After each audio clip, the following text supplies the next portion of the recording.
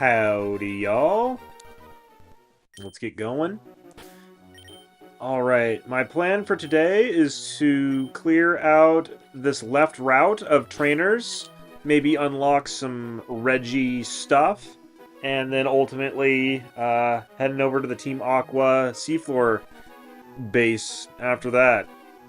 Kicking off some story, maybe do the gym badge in Sutopolis if we get that far along. So, yeah, let's just get right into it.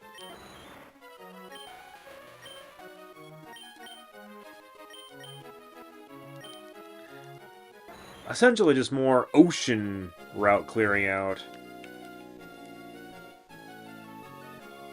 And this route's going to take multiple passes. So let's go for it. I contemplate Pokemon 24 hours a day. How could you possibly beat me? Well, little do you know, sir, that I've contemplated Pokemon 24 hours a day for the past,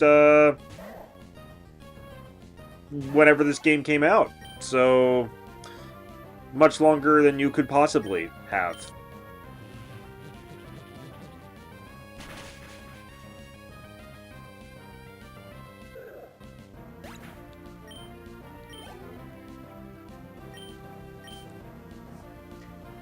Two Makuhitas. What's your third one gonna be? A Hariyama?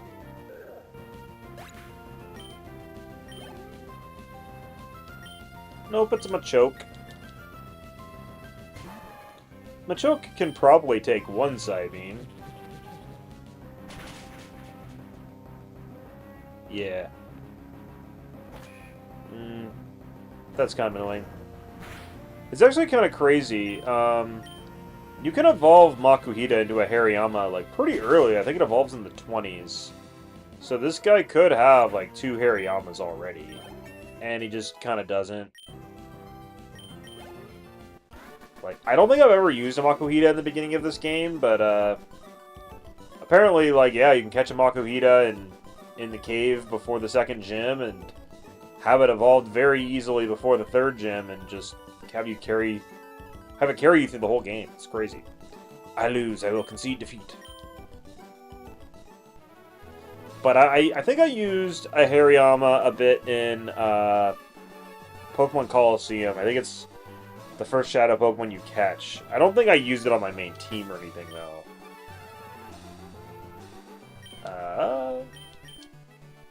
Oh, you're a Pokemon fanatic, aren't you? You must contemplate Pokemon 24 hours a day too, don't you? Yes. You caught me. Okay. Let's get the item finder going.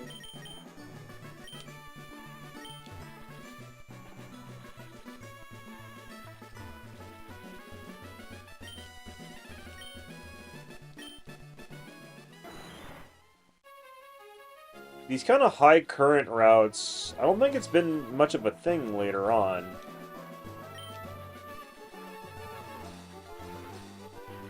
It's fun.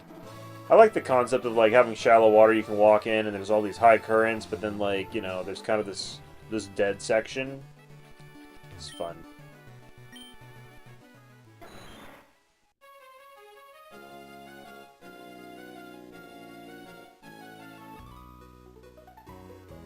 Oh, not even a double battle. I've led a life of woe and misery.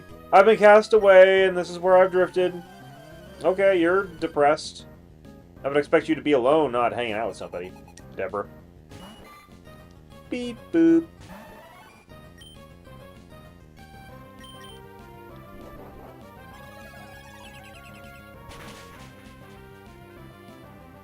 Oh, so close. If I had Giga Drain, it would have worked. Now you see 10 PP, like, Psychic on Jinx, like, that's enough PP to be, like, you know, easily handle some battles and then refresh it with a Leva Berry. Giga Drain, like, isn't really, like, you'll be able to do one battle, probably, but you'll probably just have to re-up it right away.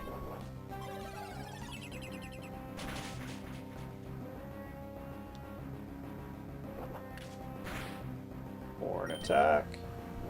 Not that I'm against that. Hidden Power's doing well enough. Giga Drain be a bit better. Gonna be giving me health. Another loss. Oh, glad to help you, Deborah. A life adrift. I don't want it anymore. Well, I don't know what's going on with you, but...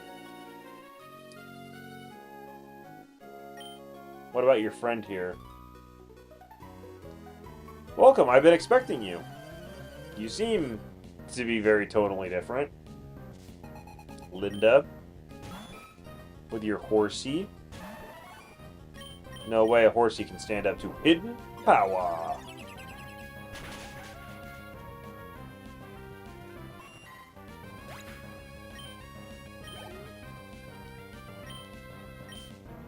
A Seadra probably can. I mean, if a frickin' Goldeen can, then a Seadra can.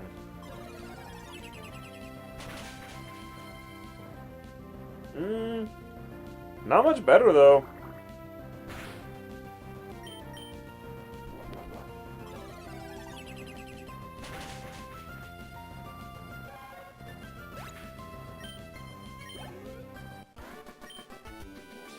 No, please! A strong child trainer? That's so annoying. Oh, then you weren't really expecting me now, were you? Not me in particular.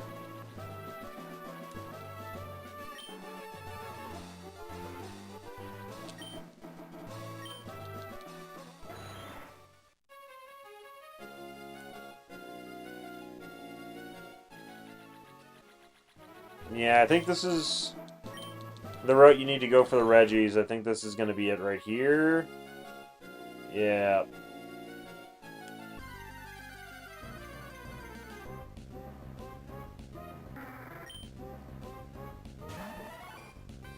I don't think we have what we need to do this, but let's go down and check.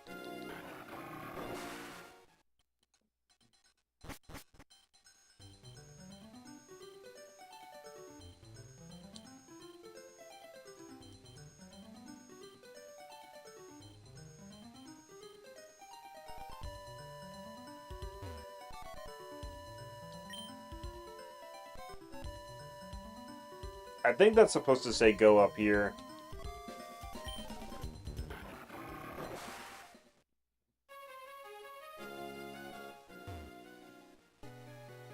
Now, if we really wanted to, we could decode all of this.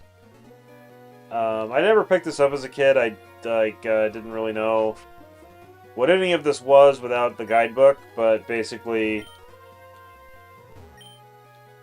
this says A, B, C, D, E, F, A, B, C, D, A, B, C, D, E, F, A, B, C, D, E, F, G, H, I. I'm like one of those people who, like, I don't have the alphabet memorized unless I, like, say it from the beginning. It's kind of ridiculous. And then one of these is an exclamation point, one's question mark, I do believe. So I believe here you have to use, like, strength, maybe.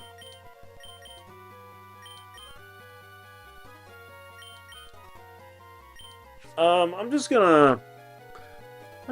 gonna look up the answer.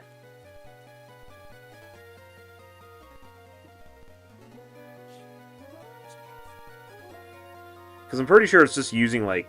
Well, before I look it up... Well, no. I don't have Flash. Oh, you need to use Dig.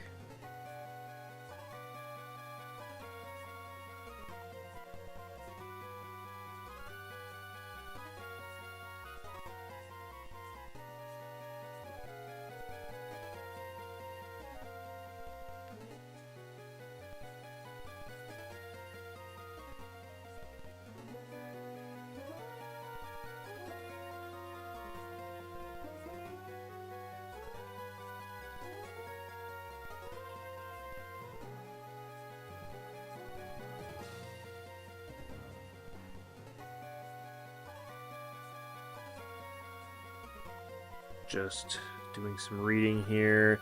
Yeah, so you dig here, then you need the Relicanth and the Wailord. And then for the actual other puzzles, you need to wait, you need to use Strength, and you need to use Fly.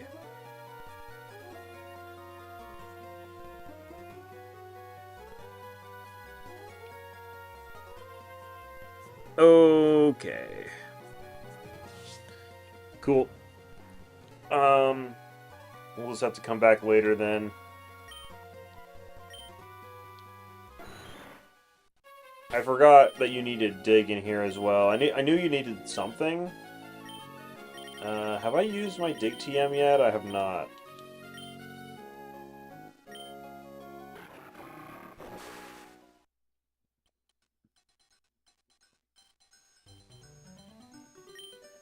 I think if you surface anywhere else, it takes you back. Yeah. Cool. Well, we will just...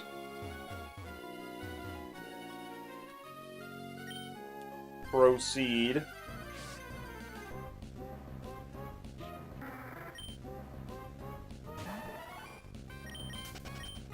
And probably during this stream, we'll clear that out.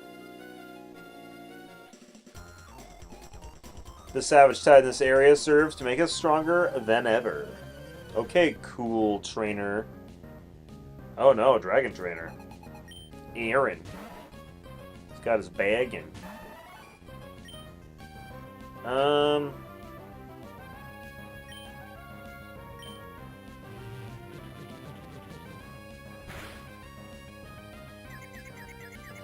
A sick confusion.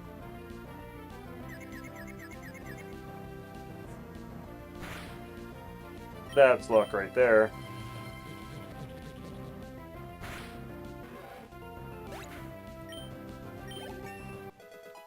Doodle-doo. I concede defeat. We will return for more training at Meteor Falls. If you'd like, you should go too. It will definitely toughen you up.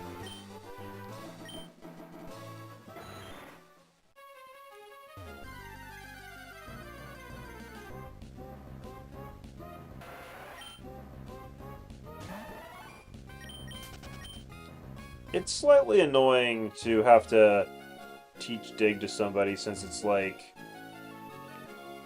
not in... It's not like a reusable TM, and I think you only get the one. And I know that, like, technically, you can catch a different Pokemon that just already knows dig.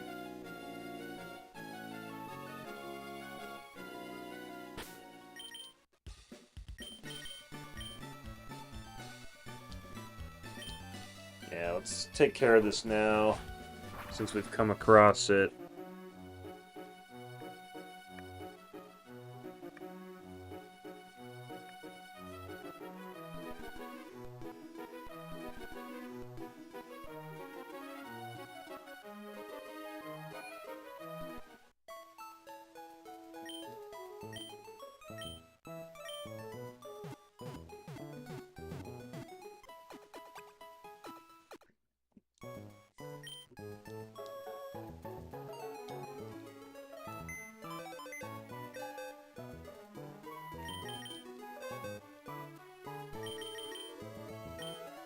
I don't think Relicanth or Wailord themselves can actually learn dig.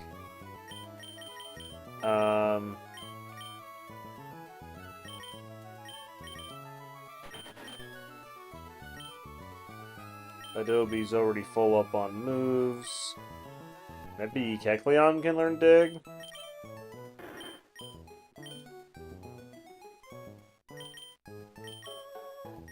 I don't know. Anyways, we need Crawdaunt with us for Dive. We need Chompster with us for Surf. I want to keep Gracer with us for Fly. So that pretty much answers the 3 that we have to take out.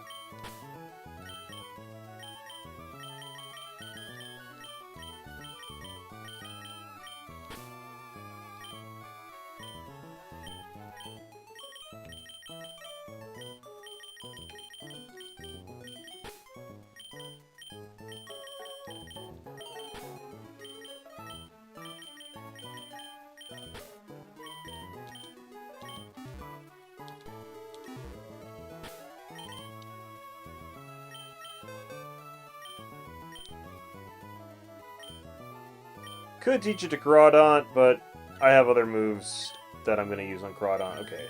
Before I do anything irreversible, let's save.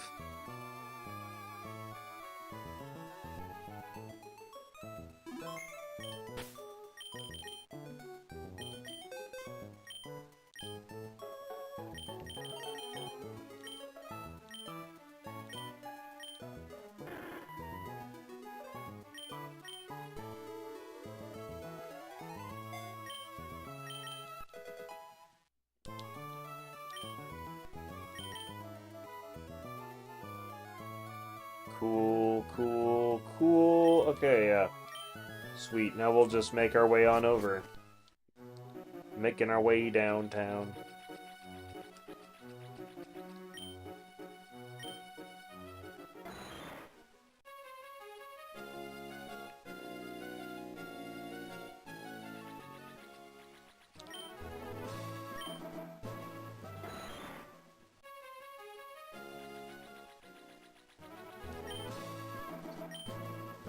And it's kind of funny how lucky I got with finding it the first time. Like, I knew that it was, like, one of the lower routes. But there's the whole, like, you come across that shallow platform. And there's only, like, 2 valid locations you can surf on to end up at it. Because the others, like, push you away.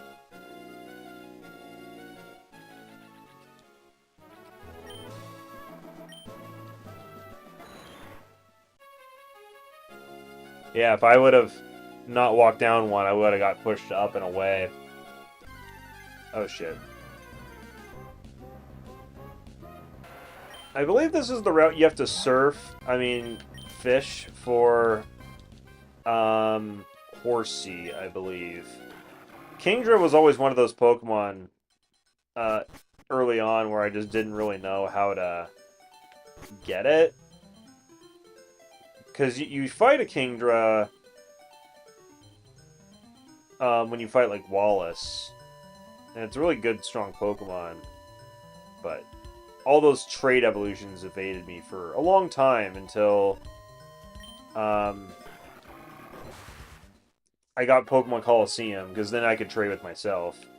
And I had friends I could trade with, but, like, not at first. Okay, let us use Dig. And I think it's Wailord in back, Relicanth. Whoop. Relicanth up front is what you have to do here.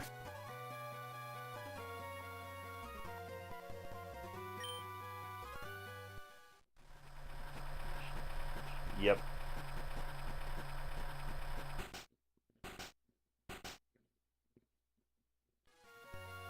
That's crazy how it uses the same sound effects as the beginning of the game when you're in the moving truck. Like, that didn't really sound all too ominous. Oh, I wish I had translations for these. Because there's so much here.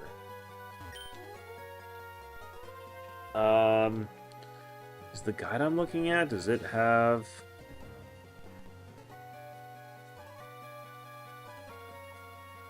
I think it just tells you what to do. I don't think it gives translations.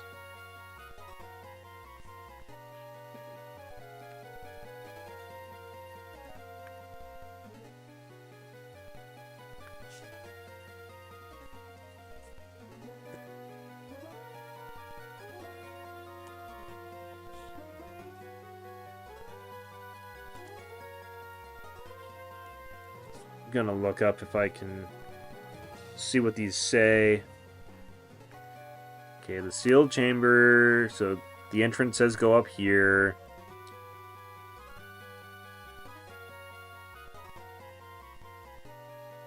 Then that first puzzle says dig here. With all the other things being just the alphabet. Oh, it looks like those 2 off section ones are actually a period and a comma, not a question mark. And then the second chamber says, in this cave we have lived, we owe all to the Pokemon, but we sealed the Pokemon away. We feared it. Those with courage, those with hope, open door, and eternal Pokemon waits. And the top one says, first comes Relicanth, last comes Wailord. With Emerald being the opposite, first comes Wailord, last comes Relicanth. Which is why I can never remember which is the right way, because they change it on you.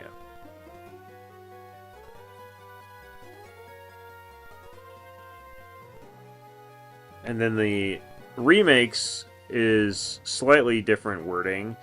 Long did we live here in this cave, all thanks to the powerful Pokemon living alongside us, yet we steal the Pokemon away alone in the dark. We feared it. If you have the courage, if you hold to hope, open the door, for beyond it, the eternal Pokemon waits. And then, when you go to Regice for Ruby and Sapphire, you just stop and wait. For like 2 minutes or something. Emerald, you walk along the wall a lap. And then Omega Ruby and Alpha Sapphire sticks to Rubies and Sapphires. Desert, you have to walk to a certain tile. Use Strength. Emerald, they change it to Rock Smash.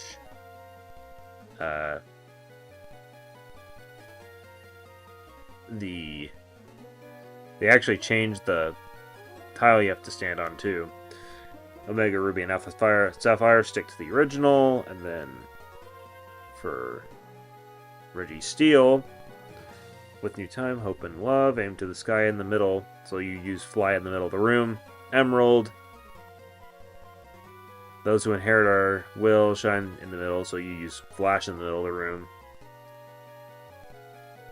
And then Omega Ruby, Alpha Sapphire, stick to Ruby and Sapphire, fly in the middle of the room.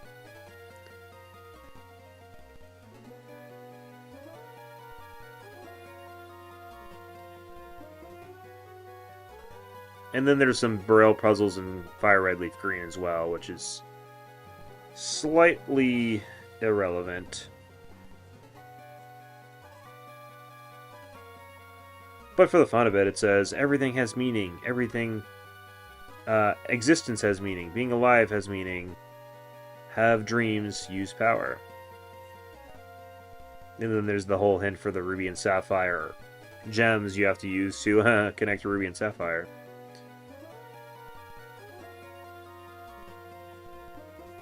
Yes. Okay. That's enough here.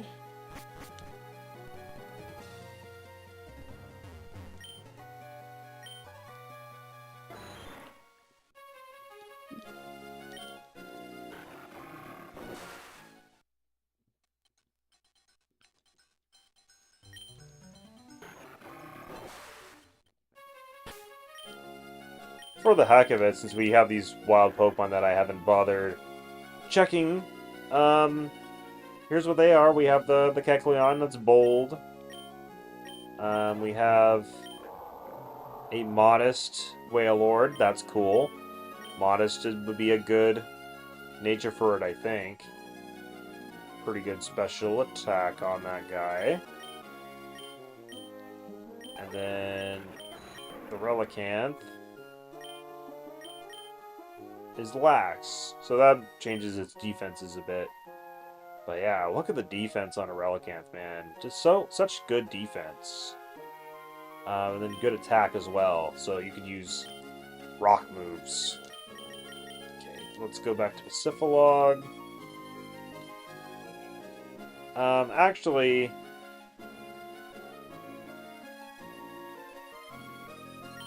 we might as well finish what we started and go actually open up the chambers.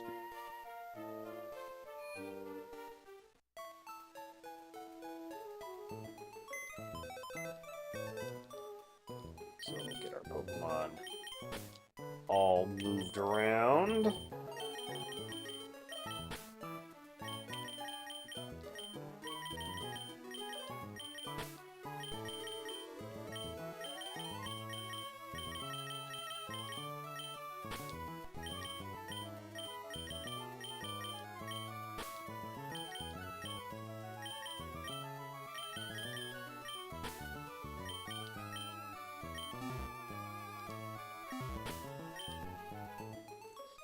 So we're going to need Strength, Fly, and then just waiting, so we're all good. We got what we need for that.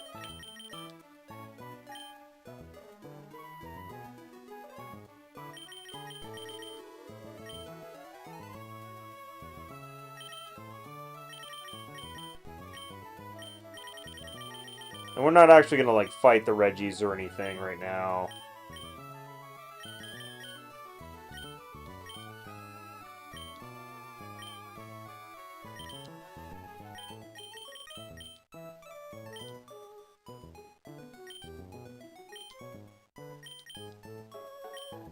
We're just going to go unlock their chambers. So I can do it on stream so that I can, like, I don't know, soft reset off stream if I want to. Let's go ahead and save.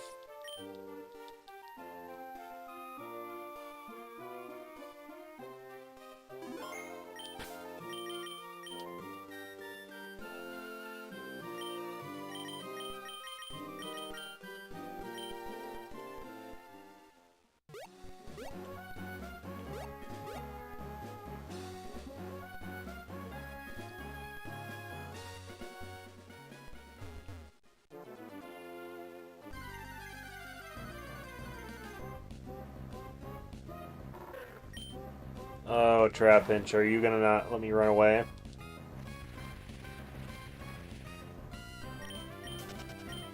Nope, we're good. It's a hyper cutter.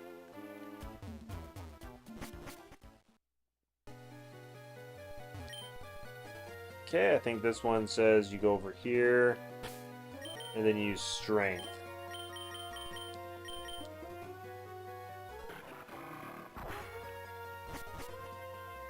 And inside, there's a Regirock. Oh, very good.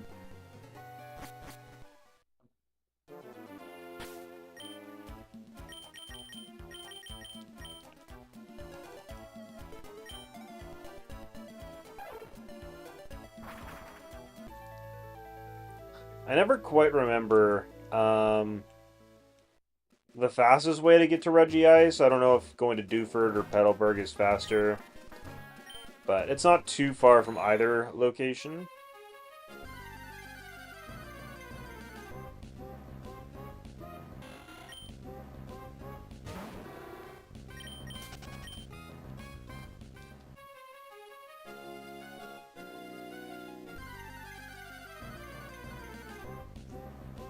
And I mean, it's interesting. It's like most of the Reggies here are in optional areas. At no point did you have to do this surfing route on route like 105 or whatever.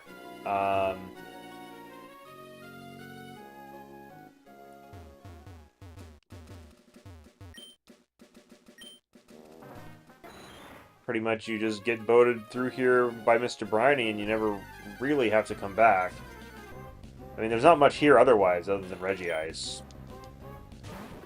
At least the other side of Dewford, there's the abandoned ship, which is a small little dungeon with goodies in it.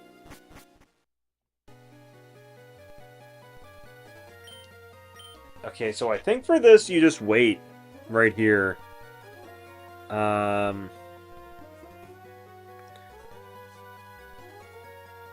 I'm gonna check to make sure that's right.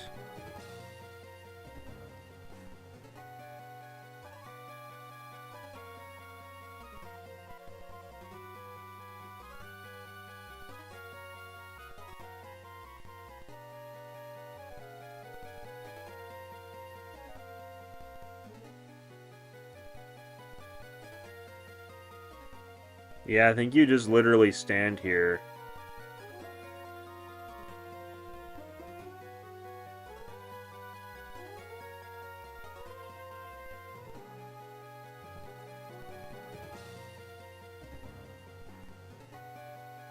I feel like walking around the border of the room is like...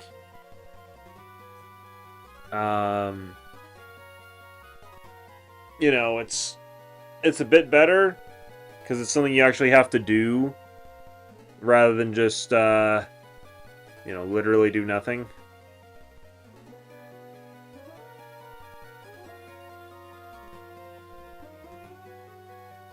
Man, these Reggie puzzles, they're just like... As a kid, you're never going to figure these out. Like, you know, I never figured out the Braille. And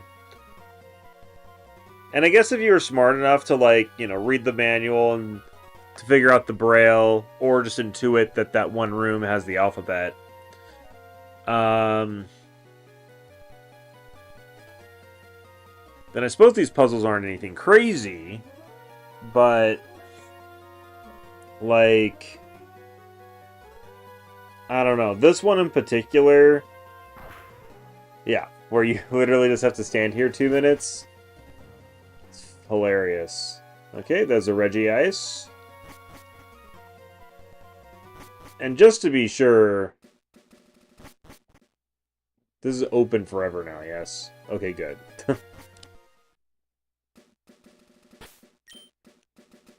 But yeah, it's total playground rumor stuff, where it's like, oh yeah, if you do this one esoteric thing, then, like, you'll find Mew under the truck, or what have you. Like, but, like, none of them are true, except for these ones. These ones are true. And then Reggie Steele, he's not on an optional route per se, but, like, he's at the far corner of between Fort Tree and Lily Cove. Not that it's like a huge trek, but like, you know, it's kind of like the trek we do for Reggie Ice. And he's on a little section that was optional. And then, yeah, like Reggie Rock, he's in the Sandstorm area there, which that was totally optional, but they made a big deal out of, where it's like, oh, you couldn't go in the forest area, and now you can, now that you beat Flannery, and you have the Go goggles. So what's funny is, like, this door's totally open, and at every one of these, there's one of these guys. And they're just, like, looking for the runes, except their wording gets a little out of date, because the entrance is, it's right here, sir. Okay, middle of the room. Give it the ye old fly. Boom. Bob's your uncle. I don't know how you can read that whole thing, considering that a lot of it's gone now due to the hole. But yeah, there's Reggie Steele. Legendary is just waiting to be captured. And even if we were playing Emerald, I don't think Synchronize works on static encounters. So, like, if you want a particular nature, you literally just have to catch it and hope with the 1 out of 26 chance, or whatever the you know, how many ever natures there are, maybe 27. Maybe it's 25. I feel like it's a square matrix, because there's 5 stats that can lower and be raised. Yeah, it's got to be 25, right? Yeah, that's the only thing that makes sense. Okay. So yeah, like 1 out of 25 chance of getting the nature that you want. And then if you want good IVs, oh well, good luck to you. Because they're totally random. So basically, what you would want to do is, like, get a Pokemon. You would have to calculate, okay, this Reggie is at level 40.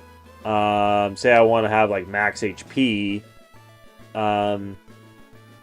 You would then go into the fight, have a Pokemon that has its current HP, like, 1 lower than their max HP would be if they had max HP IV, and then use Endeavor, and if it works, then you're in the clear. HP is not affected by natures, though, so that's not really going to tell you anything about that. If you're looking for speed, which for the Reggies you probably wouldn't bother,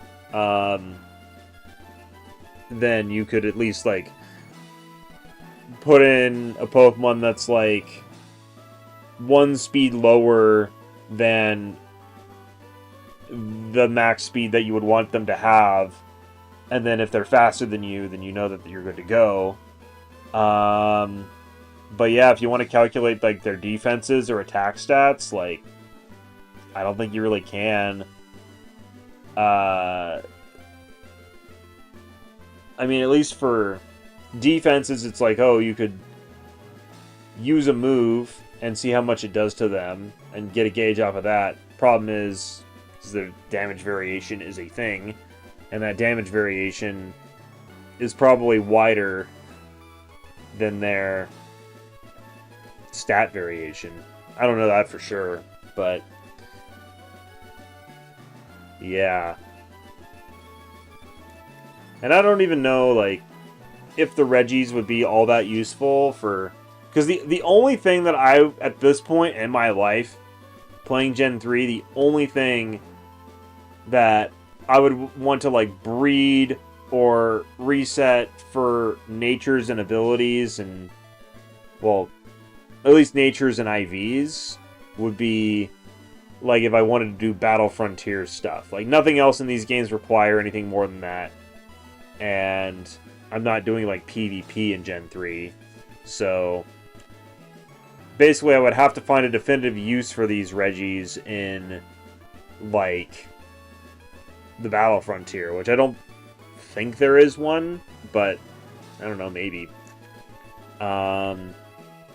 Otherwise, the only thing that I would use Pokemon in these games for would be, like, transfer them up to Gen 4 and then to Gen 5 and then Pokemon Bank and Pokemon Home. And once you get them that far along, it's like you can use mints and bottle caps to, you know, make any Pokemon you ever catch usable. I'm actually really glad that they did that, because in Gens 4 and 5, like, I had such legendary and event paralysis of, like, oh man, like, I don't want to catch any legendary because, you know, what if I decide I need them for a team that I want to build, and I need a particular nature or IV, and I, like, you know, didn't get the ones that I need, and then I would have to restart the whole game to get them going again if I get one that's invalid. But no, it's like, yeah, you can just catch anything, and with enough modifier items, you can get them up to competitive. Like, the most annoying thing would be if you have to change their ability. Because ability patches, if I recall, like, are more expensive. I haven't really been in competitive Pokemon for a while, though, and even when I technically was, like, in Gens 4 through 6, it was all just theory crafting and building. I never really did myself in competitive fights much at all, so... But yeah. Okay, well, we got all those Reggies freed up. Let's go back down to Pacific and clear out the rest of this route.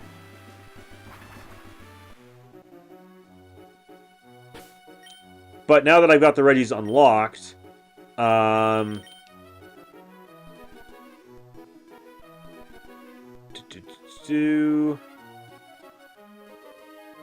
sorry, I'm getting distracted because I'm putting Farfetch'd up front, and now that's making me want to put the amulet coin on him.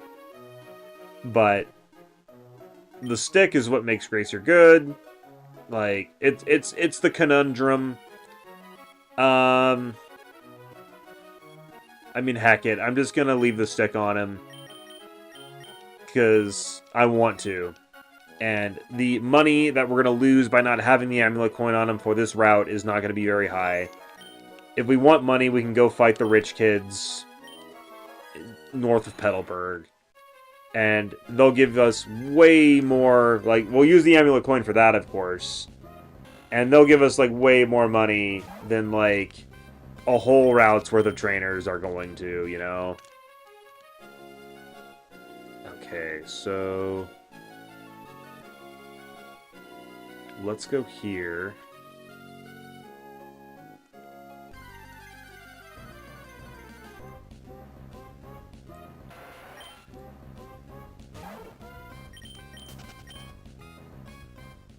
My personality is one to be like, oh, like, you know, I don't want to waste any amount of money. I want to be as frugal as possible. I want to, like, you know, use the amulet coin and get as much money as possible. But in reality, for what I'm buying in this game, and if I ever need money, like, there's no point for these trainers who are giving me 500 Poké Dollars to double it to 1,000, because the profit of 500 Poké Dollars is just so insignificant in the long run. I try not to swim when the currents are too strong. Well, you are on the wrong route, miss. I get what you're saying. You're saying on this route, I swim in the sections that are not crazy, but you're going to have to deal with it eventually, you know? Let's see how much return does with no other boosts. Very good. I have not... It's crazy to think, like, I have not raised Gracer since, like, Winona. And, like, this is as strong as he got on his own just from that.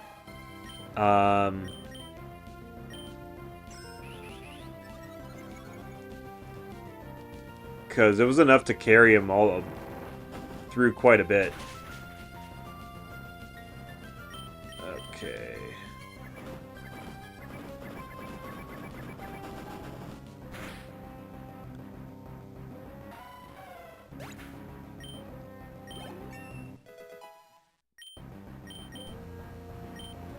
Oh boy, Slash.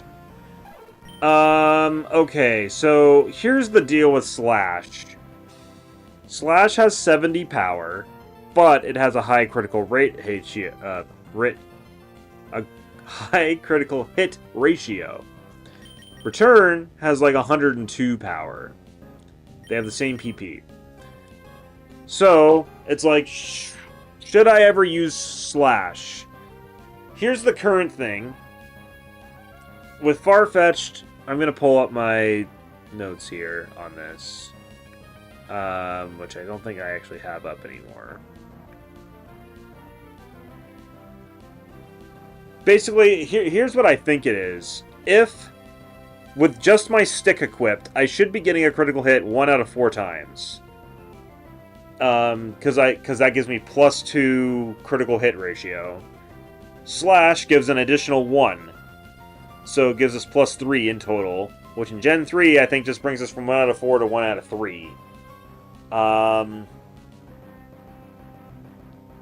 So what that comes down to, I'm going to look this up just to be sure that I'm getting this right. And this isn't the biggest deal, because I can always get Slash again with the move read learner. So we're good there. We can always get Return again because Return TMs are given to us on a weekly basis. So we can slowly farm them. So if we ever end up in a situation where we don't have a Return TM and we want to teach Return back to Gracer, there's nothing we can really do about it other than wait, which kind of sucks, but we can fix it. So we're going to do a little bit of math to figure out what we should do here. I've not done this math ahead of time. Okay.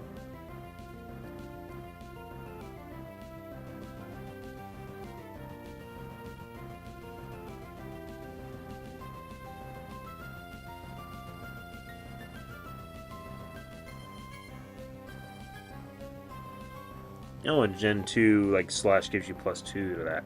Okay, so Gen 3...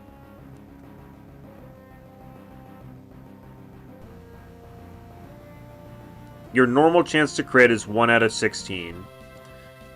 With +1, it's 1 out of 8. With +2, it's 1 out of 4. With +3, it's 1 out of 3.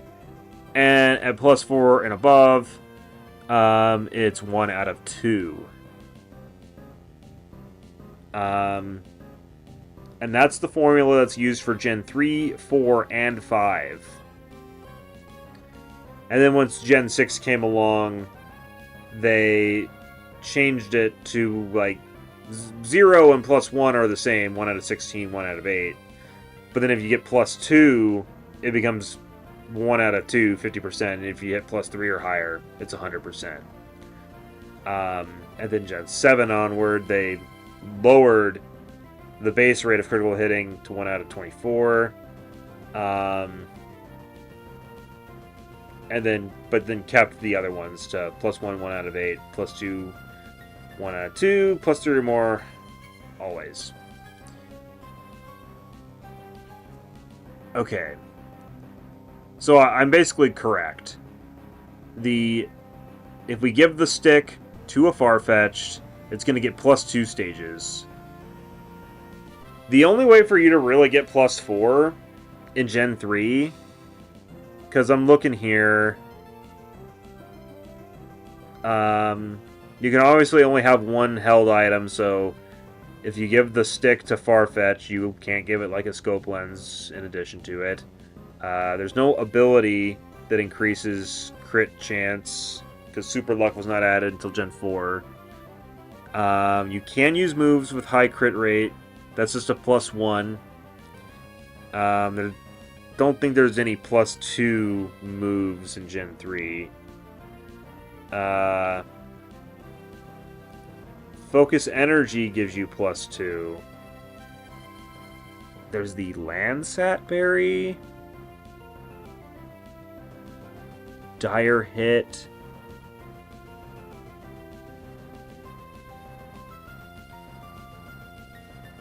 So technically, if we use a Dire Hit on Farfetch'd while it's holding the leak, then regardless of anything else, we're going to get crits 50% of the time. That's whether you have Slash or Return or whatever. It does. The benefit of Slash actually doesn't apply anymore.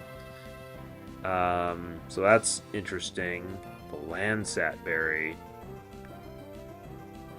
I don't think there's any way to get a Landsat Berry.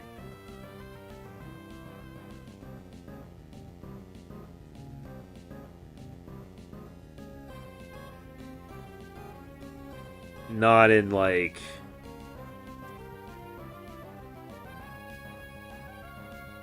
yeah, in order to get a Landsat Berry, you have to go to Emerald and get all 7 silver frontier symbols, which I don't think I ever have.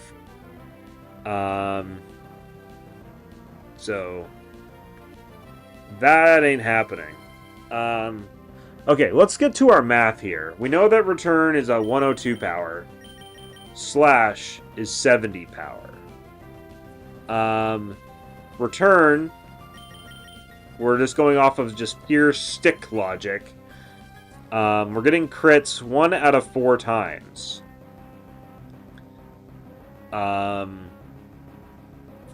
If we're using Slash, we're getting crits 1 out of every 3 times.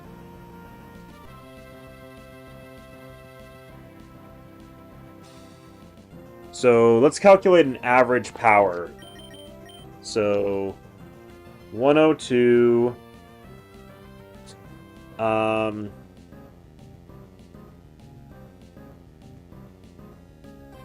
So 3 out of 4 times we're doing normal damage. And then on the 4th one we're doing double damage. So it's essentially times 5 divided by 4. So that's 127.5 power on average. However, Slash is 70 power. It's getting its critical hits 1 out of every 3 times, with the 2 of them doing normal damage, the 3rd one doing double. So that's going to be times 4 divided by 3. Which sadly, that's only like 93.3. So that doesn't even reach the base power of Return. Definitely sad indeed. So, in terms of average, going for Return is the way to go.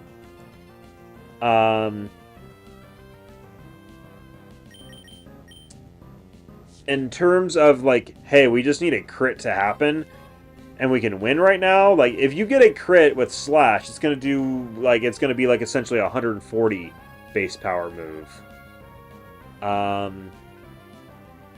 Which really isn't all that much stronger than just a base Return. Like, it's definitely quite a bit stronger, but compared to Slash's normal base power being so much lower than Return, it just doesn't seem that worth it. It's like, oh, when we get lucky with our 1 out of 3, it's 140, but Return it can double to frickin' over 200. Um, so I'm thinking, like, if we have both return and slash on Farfetch'd, say I got rid of, like, Steel Wing or something for slash, I don't know when I would ever use slash. Where it's like, oh yeah, return's not going to quite do enough. Let's go for slash and hope for the crit. Because the rate's really not even that much higher. Like 1 out of 3 versus 1 out of 4. Like, return's already critting pretty often. Slash is just going to be critting, like, you know, a bit more often. How much more often? Like, well, we just did the math. That's like, so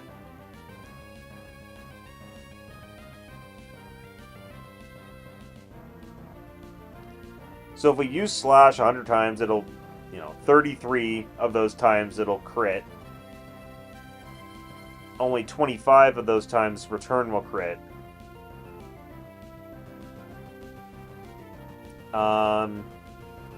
So approximately twice as much. Not twice as much, 50% as much. Like a 1.5 multiplier, essentially, because half of 25 is like 12, and 12 plus 25 is, well, it's more than 33. It's like 37. So it's a little less than, it'll be like a 0.4% extra chance to crit. Yeah, I'm not. I kind of want to teach slash just for to really lean into the, like, oh yes, we're gonna crit so much thing. I mean, do we really even need Steel Wing? Let's skip it. We're not gonna teach slash. Gosh, how long were we like sitting there contemplating that?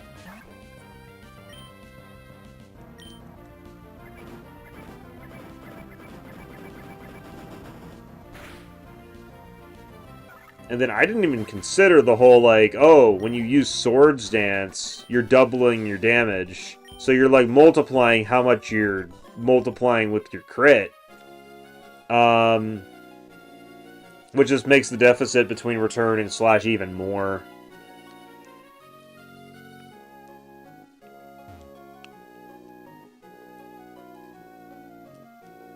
Interesting. So this is, like, the top part of the map?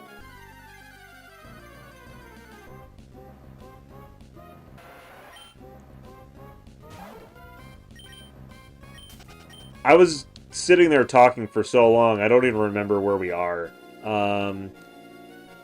I think we're just north of, just a little higher than the lowest point, yeah, because, yeah, that's where we were. Yeah, now we're kind of in a middle-y kind of part. But we can't get down to that guy. So I guess to get down to that guy, we have to surf on the bottom section and then surf kind of upward.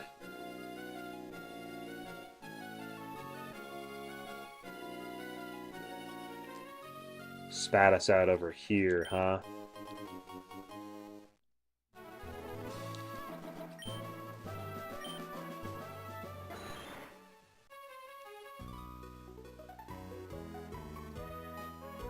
Did the currents carry you here too? This must have been fated. Let us battle.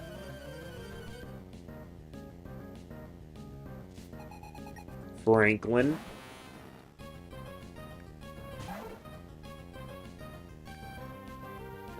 Okay. Cool. Okay, I wasn't looking, so I don't know how many Pokemon this guy has. Let's just use Return. Okay, this Tentacruel's faster. Tentacruel is a fast Pokemon.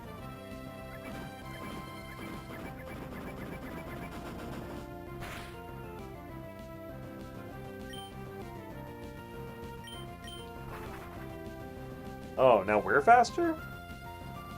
Interesting. It's a speed tie, I guess. Man, using Fly under speed ties can lead to fun stuff like that, where you just, like, dodge 2 moves Celio.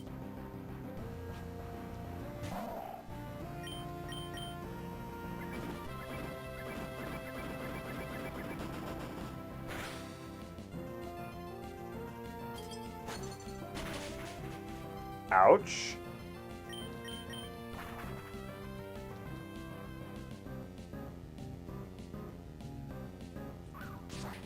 Even though Ice Ball and Rollout are basically the same move of just different types, I feel like Rollout is just so much more iconic. Strong. Too much so. It's just my luck that a tough trainer would wind up drifting here. I must be cursed. Why so upset, sir?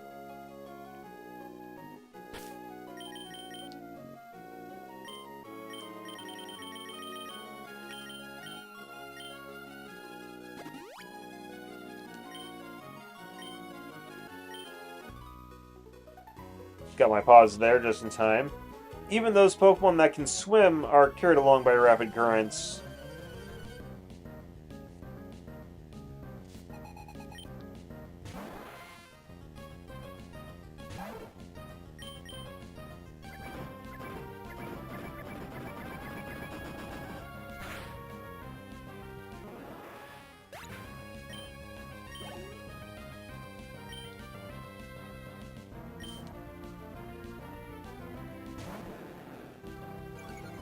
Okay, Gracer. If you get a critical hit with Return, we'll ignore the Intimidate and probably beat him. Otherwise, probably not.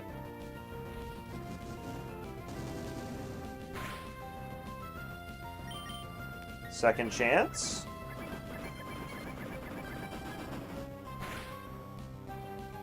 Nope. Now you see, if we would have taught Slash, maybe we would have been in better shape.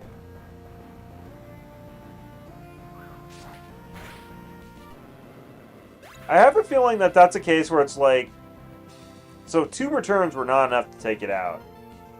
So a critical hit Slash, like, I don't think that would have taken it out, because like, a critical hit return would have definitely taken it out, because it would have done double damage, and then even more, because we wouldn't have our -1 attack deficit. Same with Slash. But I feel like even if we didn't have the -1, like, Slash would have still done less than half. So, at least there we had the potential to beat him in one shot. But we're definitely not getting crits 1 out of 4 times as of yet. I think Pokemon enjoy the fast-running currents around these parts. Oh, do you?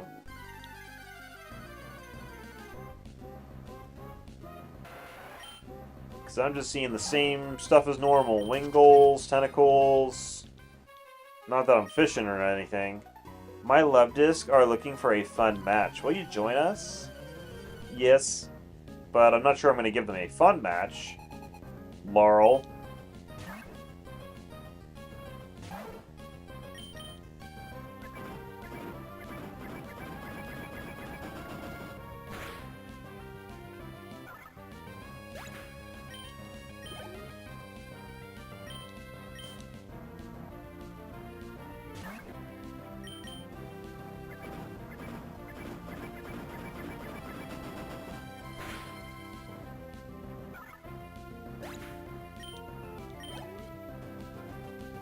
It is funny how all these Levdisc are giving me 777 XP.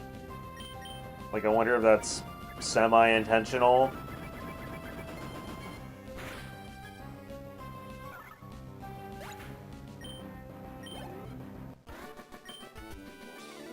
Oopsie.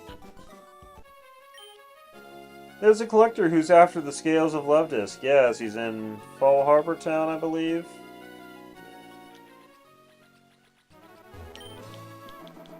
It's funny how I feel like I barely went any more north at the beginning, and it's like stuck me at the frickin' top of the map somehow.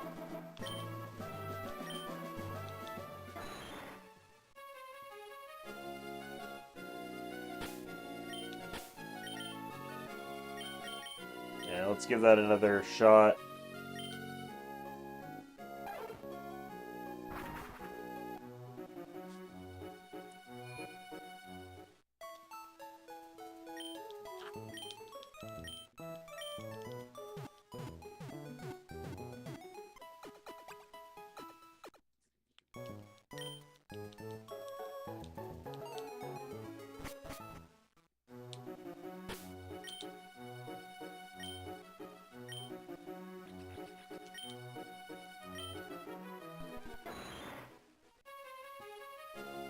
Yeah, if you felt like the ocean, you already had to, like, give yourself a bunch of multiple passes in order to, like, oh, crap. That's not gonna work.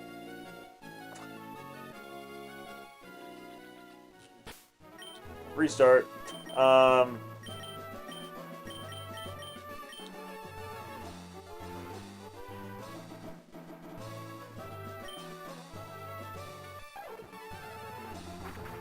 But yeah, like, just exploring the ocean in this game in general, it feels like you have to, like, go through it a bunch of times to really make sure you get everything and invite everybody.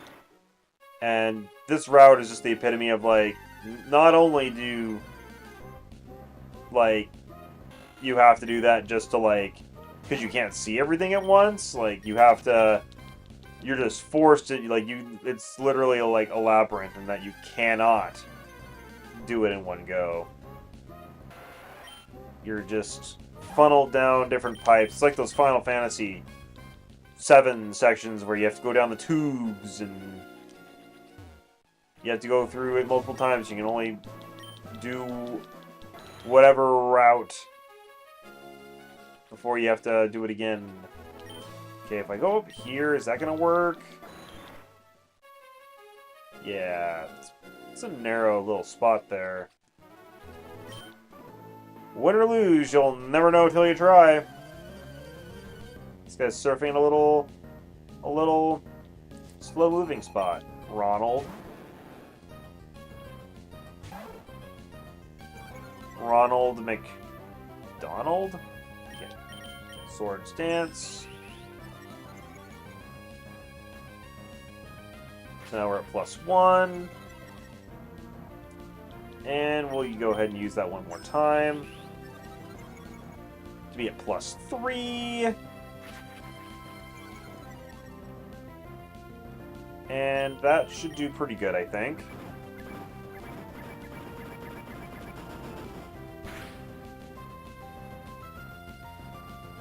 Hey, there's our critical hit. Right when I, like, compensate for not getting a critical hit. Okay, this Gyarados is going to bring us down to +2. But the Gyarados are also getting weaker each time.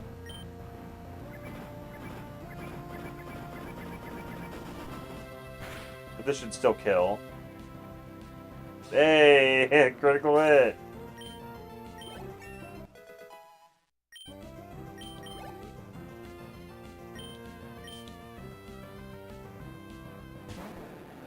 Okay, now we're down to +1.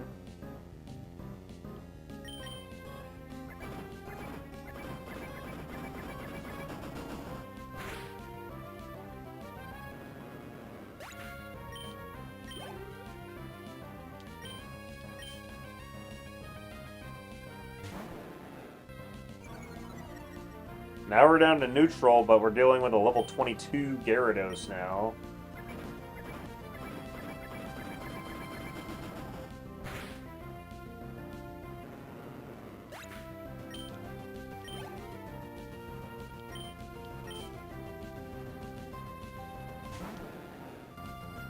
And now we're down to -1.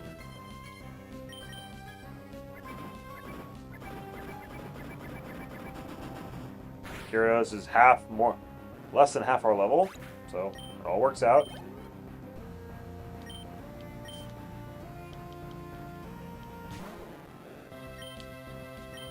This is like the fisherman who only has Magikarp, but he actually evolves his Pokemon.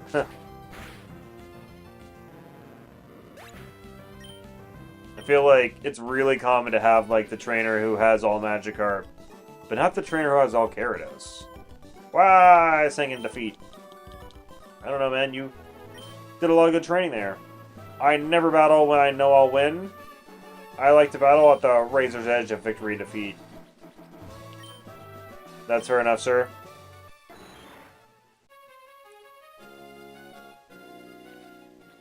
Okay. A big poil. Big poil of nonsense. Okay. Let's see if this sticks us down far enough. No. How do we get down there, then? What in the shit? I win like everybody else, but I won't raise Pokemon like everybody else. Oh yeah, what does that mean? Are you saying that everybody raises their Pokemon poorly? Pitifully? Okay, let's use Sword Stance.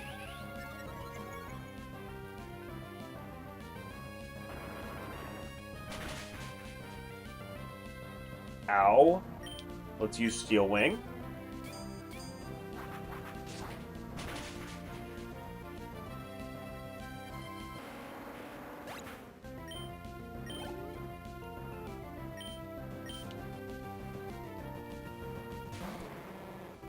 Here's an interesting case. Return, not very effective. Fly, also not very effective. Steel Wing, neutral. However, Fly and Return get stab bonus. So this is like 150-ish power. This is like less. Yeah, I mean, I think like 150-ish power cut in half is still more than just 70. So, Return it is.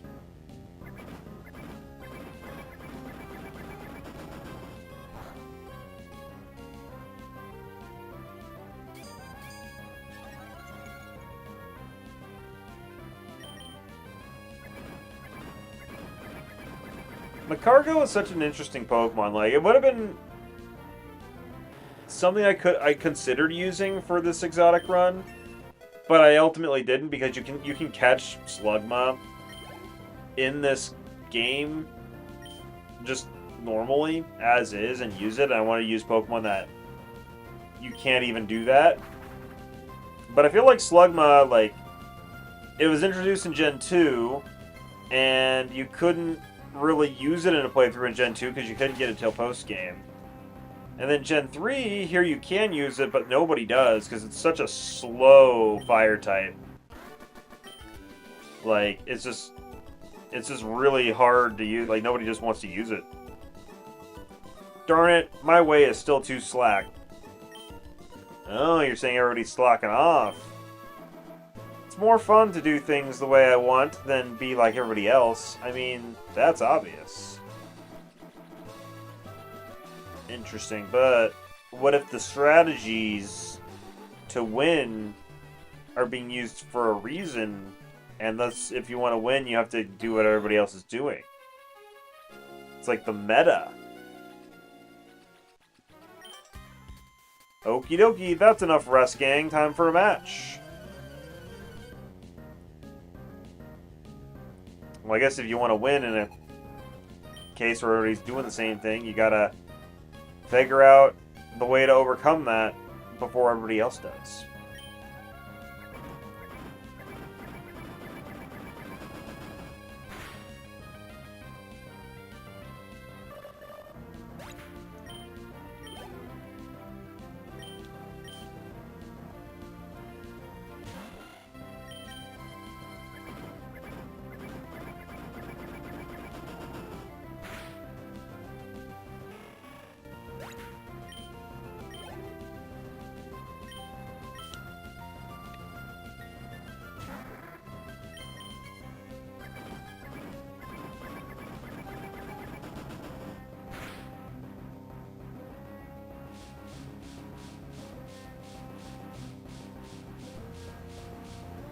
I would use Fly to conserve PP, but these Pelipper's are tricksy with their protects, so... Yeah, but if I would have used fly, it would have been the right move. I was thinking if I use fly... Wow, this is going to double protect, huh? Not cool. Not cool. I mean, it would protect for sure, but I don't think the AI is that smart. It's probably not going to protect on a 2-turn move like that.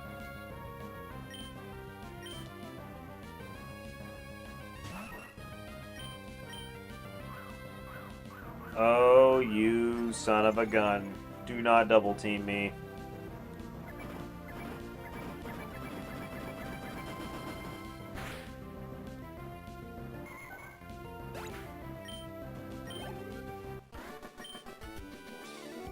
Tuckered out again. My bird Pokemon get tired quickly after a long fight. Or flight. Yeah, flight. That's fair enough.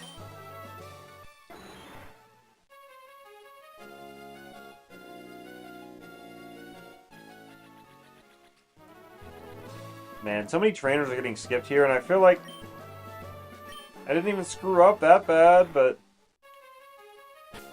must have.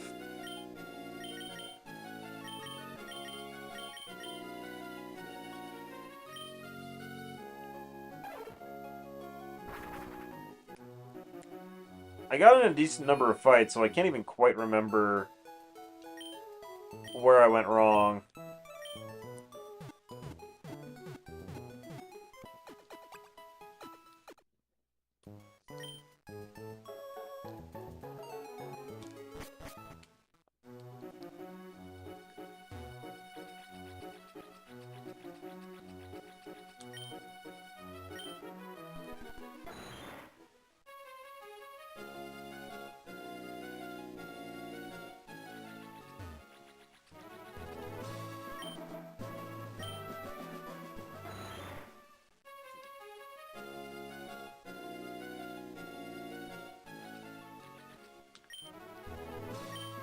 Maybe you have to surf here and go down from here?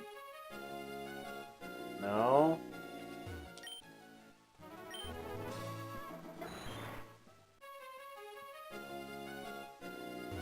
Yeah, how do I get down there? I think I know how.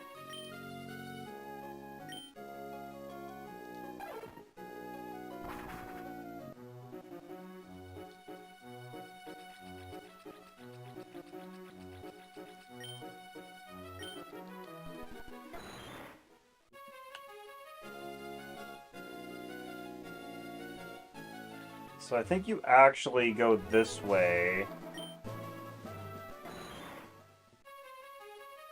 And then you go this way.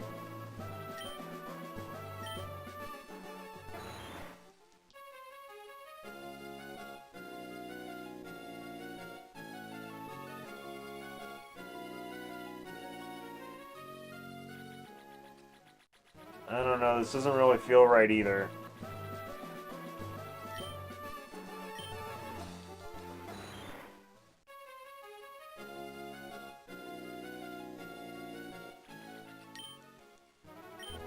Yeah, this isn't feeling good. This isn't feeling right.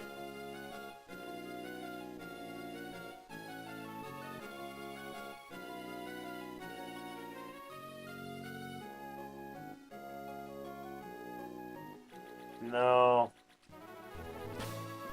Not right at all.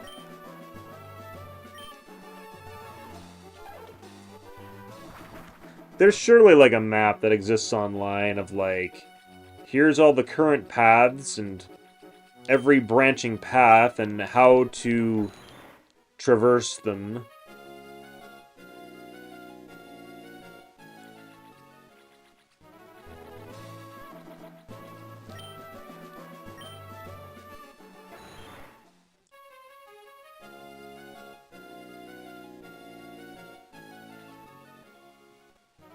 So like, so far, that mostly feels right to me.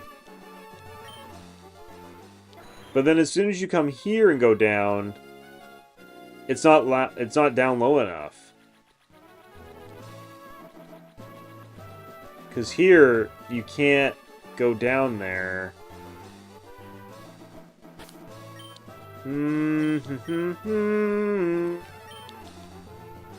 Not sure what I'm doing wrong.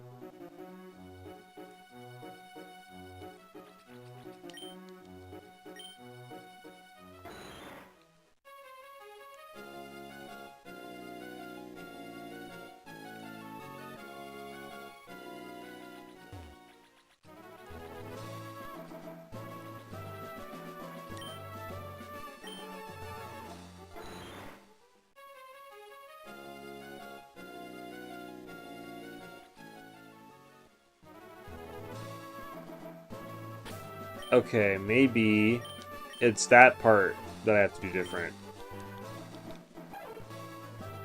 Because I maybe got to hit that path of current that sends you down.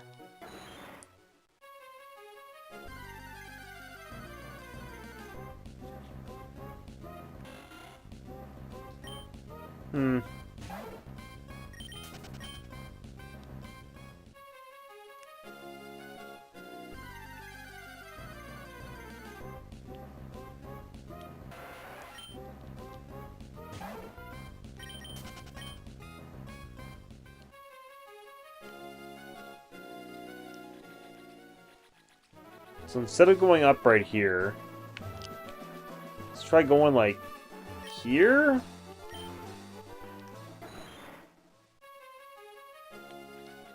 Yeah, so then instead of going up there, let's go up here.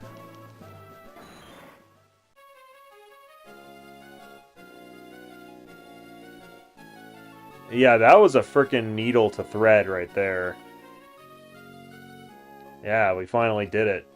That's crazy. I came all the way out here with my bird Pokemon. Well, I feel like bird Pokemon would do me better, considering my water Pokemon are, you know, having issues.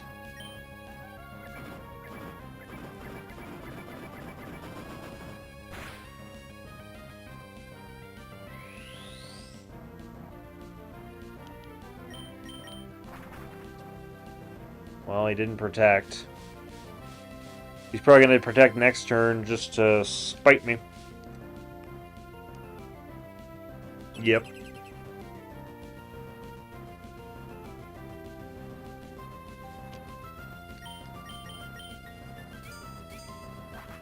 Well, he didn't protect again, so that's something.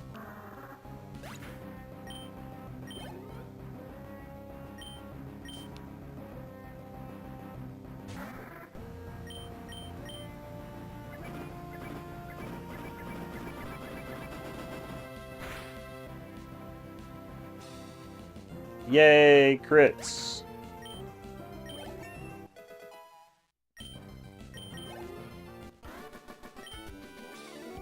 You're stunningly cool. Oh, thank you.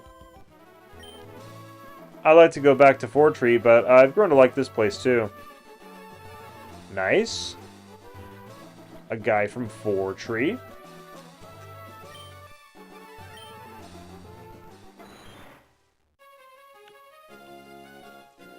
Actually come down here. That's interesting. I don't think I should do that, though. Because when I was going down the bottom route, I think I saw that section. I think it just leads to the same bottom route as everything else. So let's go here.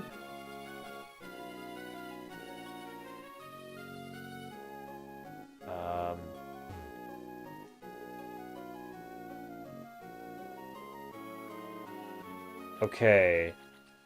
So now the question is, how do you get there? We did all that to fight one trainer who had like 2 Pelipers. Wasn't even that special of a fight, really.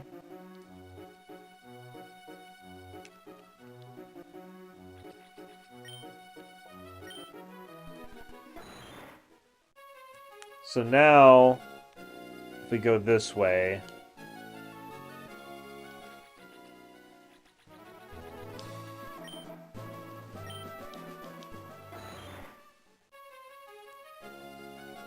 That's going to push us up here.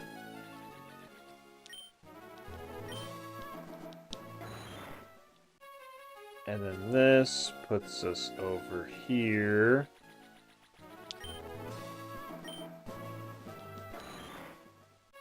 So far so good. That was the section that we just got to. So it's fine to go north of there. And that pushes us pretty far down anyways. And it puts us here.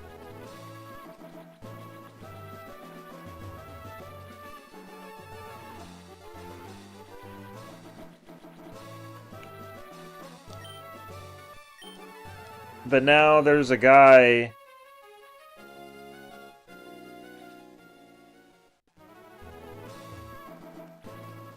right there. And it's like, how do you get here?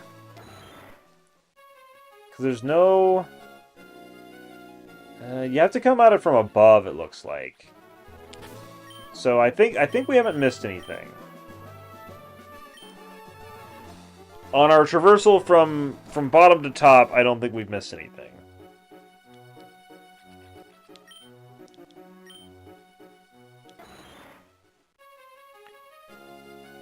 So at this point, let's go this way. Wow, spat us right on this tile and immediately ran to a bird.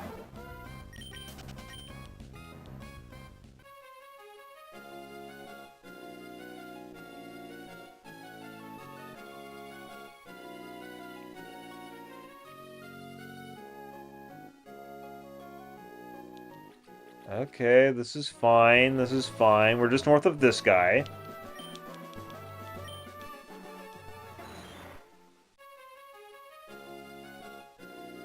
So that pushes us up here. Yeah, I feel like we're too far north now. Frickin' somehow.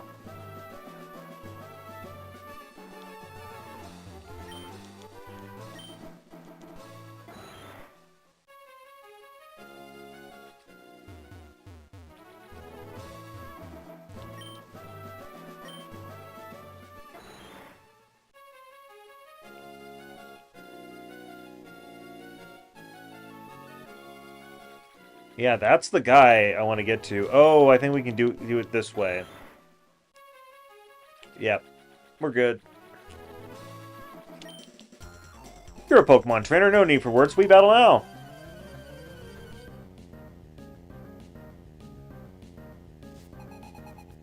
Black Belt Hitachi.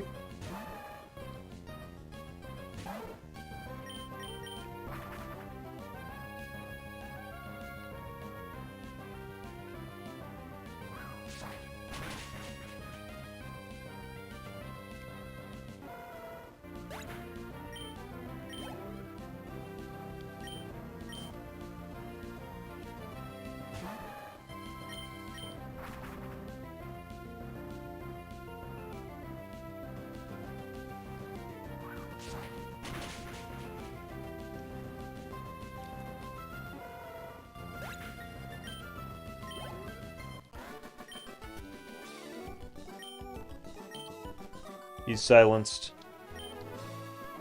It was I who challenged you, and yet I lost. I am deeply shamed. Deeply shamed.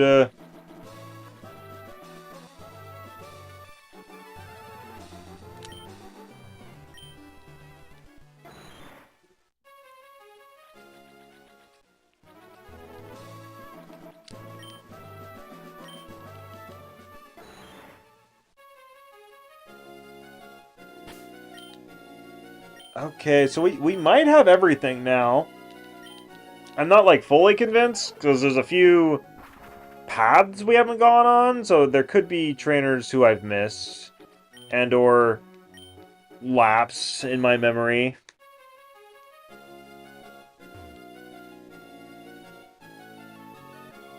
Yeah, because this just puts us up here. We can try going as north as possible.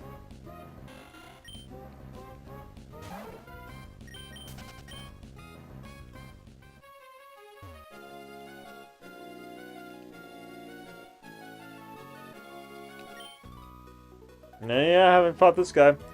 I used to catch colds all the time as a kid, but I became totally fit after I started swimming.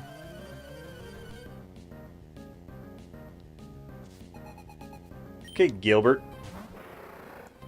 And your sharp Edo.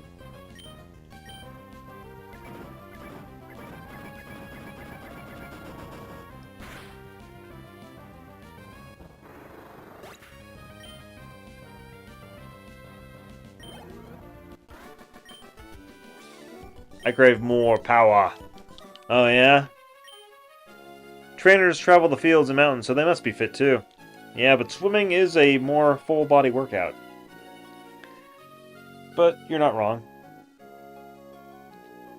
Also, it's interesting that you say, oh, you weren't fit and then you got fit, and now you desire more power.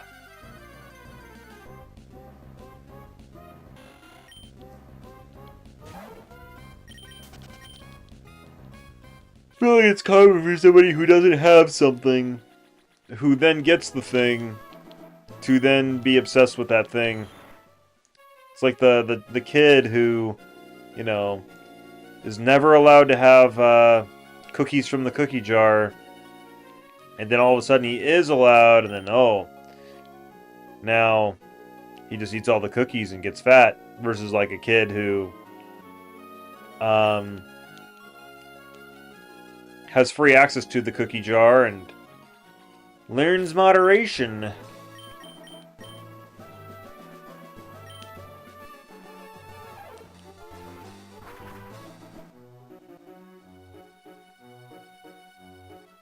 But yeah, I don't really know what I'm saying.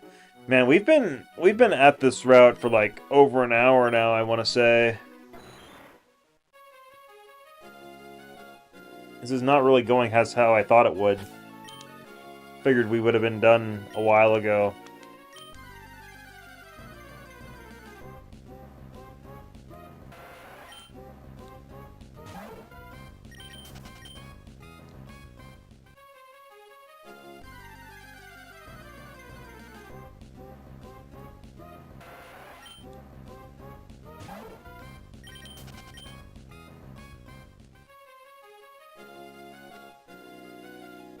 Okay, there's still a few more paths I want to do.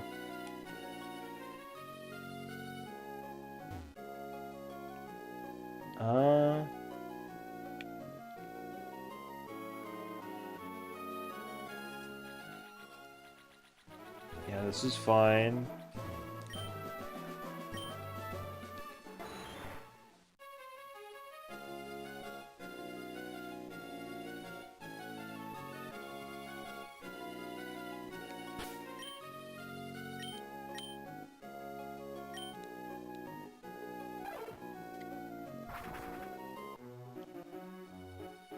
For how long this route is, it is,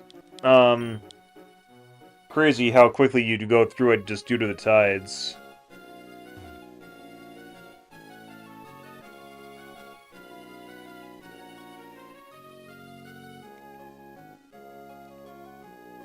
So that's 6 up here. That's all good. I feel like there's a section here that I'm just, like, missing. Yeah, like, that should be fine in theory, but it's just kind of not. It's just kind of not. We need to get back to where that, fisherman is.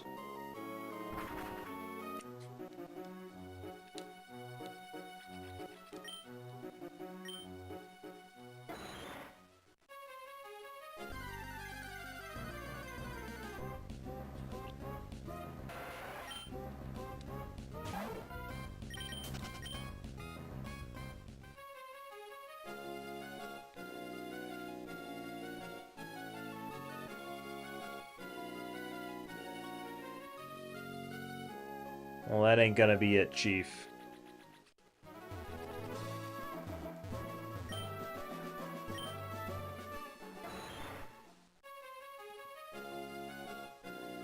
So that shoves us up here.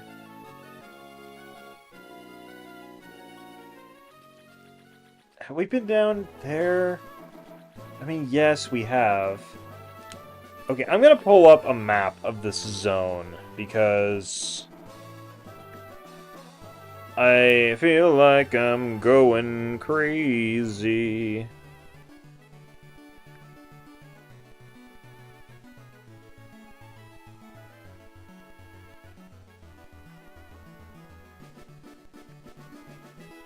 Okay, if I look at Cerebi... Okay, if I go to Google and say Route 132...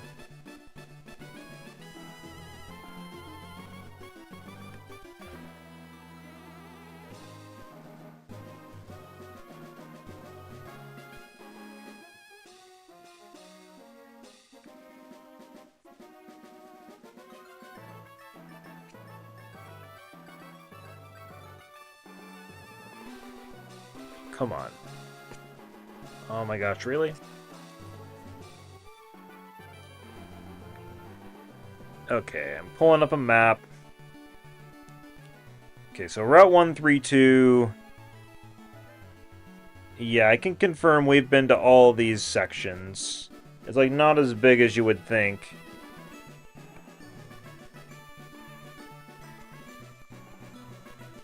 Let's try 133. See what we can see. Okay, yeah, we've been there, we've been there, we've been there, we've been there, we've been there, we've been there. Okay, yeah. So this is 4 routes, technically. It's kind of crazy.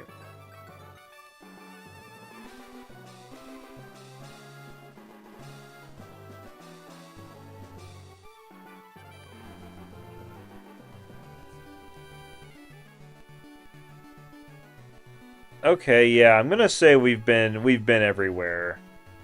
I think we've been everywhere, fought everyone.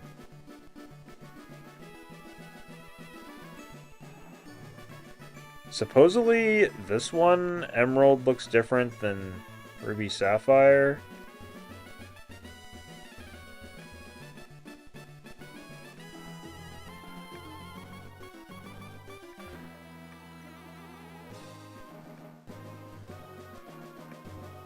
Oh, yeah. I mean, just like ever so slightly. They like moved around like a couple rocks.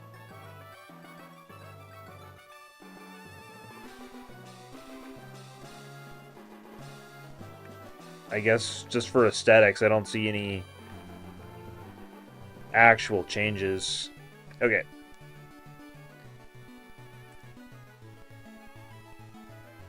Cool.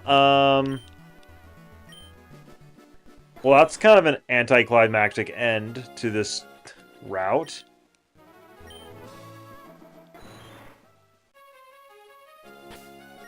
Well, I guess it's time for the Team Aqua base. We'll put Bernie in front.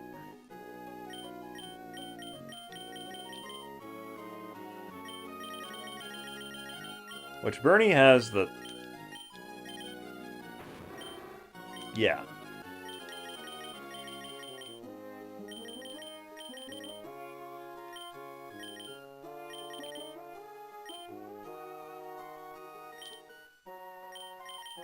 So here's the big question. What's the closest place to, like, here?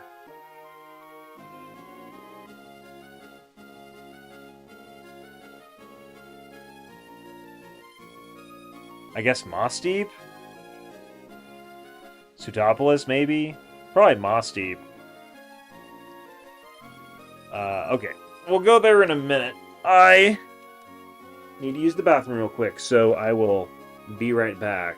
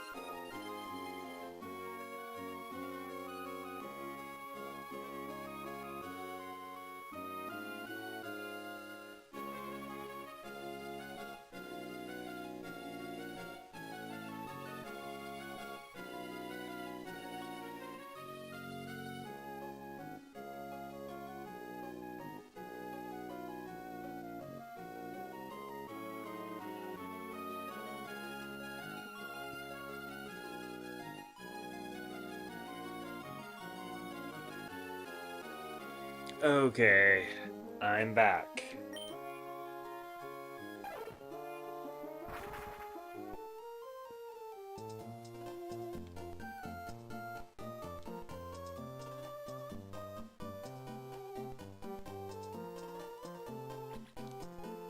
Ooh, I'm starting to get a little hungry as well, so we'll probably clear out the Aqua base and then maybe call it a stream. Um, we'll see how that goes. I'm gonna mess with a few settings here to see if I can get the audio how I want it.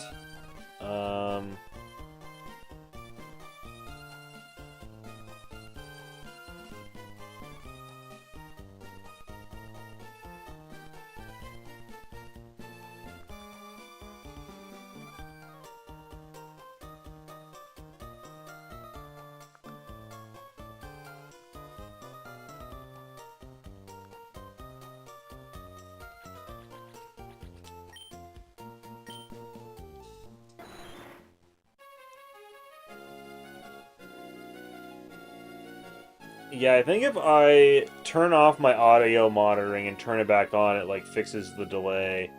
Seems like once we get streaming for like an hour and a half, like the delay becomes noticeable, and then once we hit like over 2 hours, it's like quite noticeable.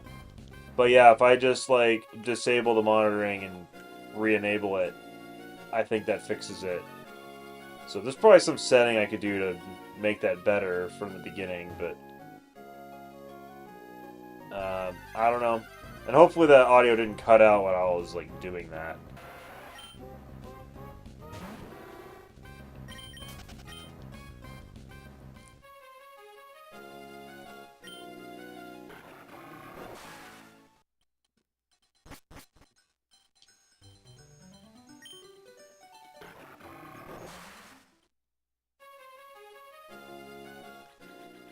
The Seafloor Cavern.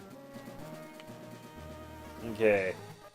I'm actually gonna get myself some water real quick. Be right back.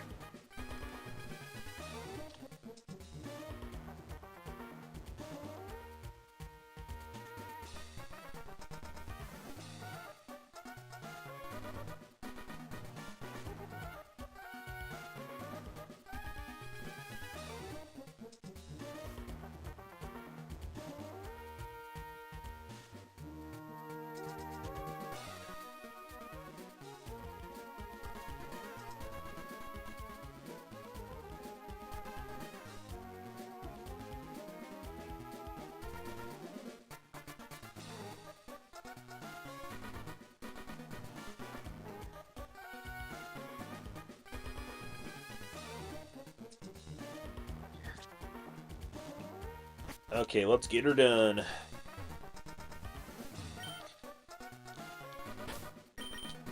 Okay, rock smash.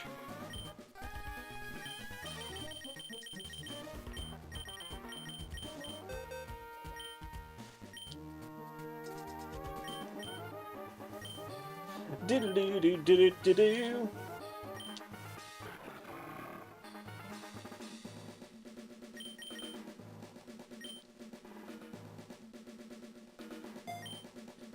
Okay, that's all Crawdon slots, because the fourth one is being saved for Waterfall.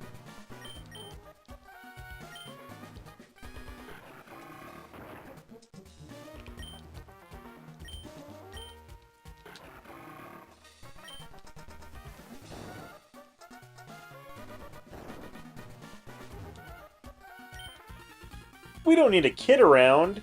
Go on home already.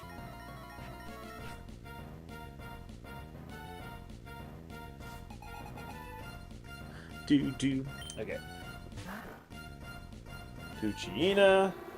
Okay, this is going to be a good test for Bernie. Because it's going to have a lot of dark types in here. So Bite's not really going to be the best course of action. Ember really is.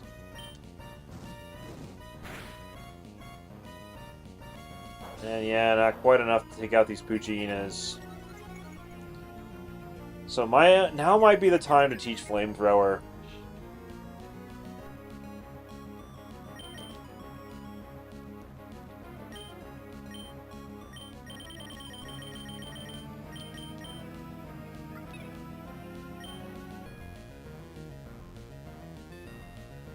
Nice miss.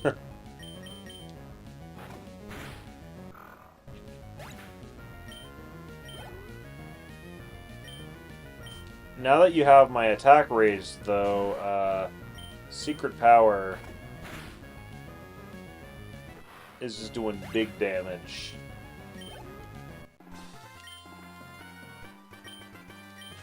Okay, I'm gonna look at Houndoom's moves.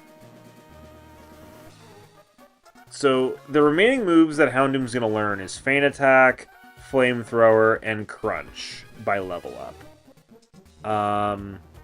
Feint Attack's pretty soon, but like it's not any more powerful than Bite. Like, I don't really see any reason to teach it, because Bite has a flinch chance and Feint Attack just doesn't miss. And I feel like flinching is just a lot more valuable. Flamethrower's learned at 51, so that's in a ways. We could teach it early with a TM. Crunch is at 59, so we're probably not going to get that far. But if we do, we can eventually teach it. So any other moves we want to learn are going to have to be by TMs, I believe. Or relearning, which I don't think there's any moves I want to relearn.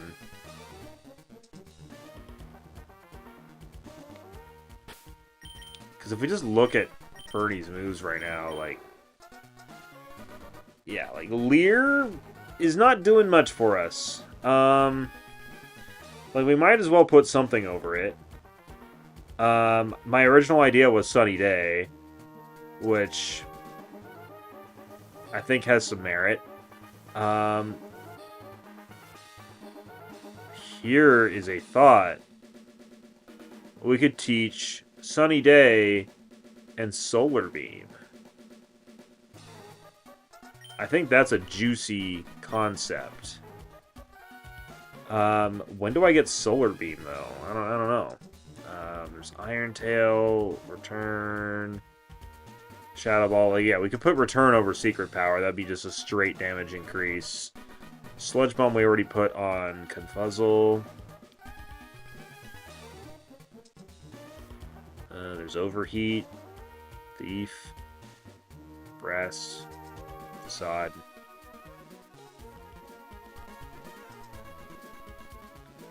Yeah, not a lot more options, really.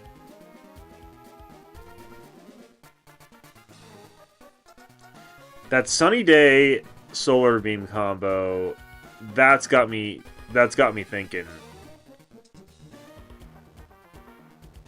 TM22. Where do you get TM22? Oh, heck. The Safari Zone. I never bothered going to the Safari Zone.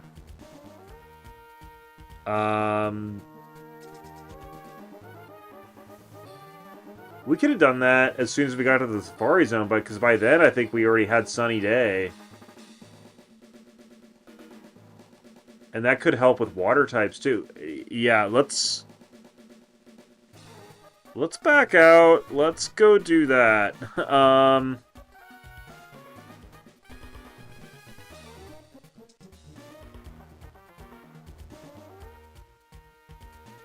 Let's see. Solar Beam is in the Mach Bike area. A Calcium's in the Acro Bike area. The Max Revive's in an Acro Bike area.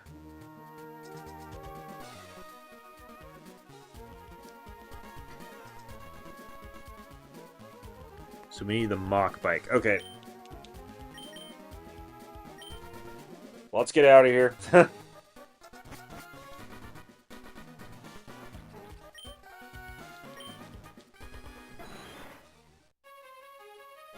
I think I'm going to try to make this dungeon Chompster's... Not Chompster's. Bernie's dungeon.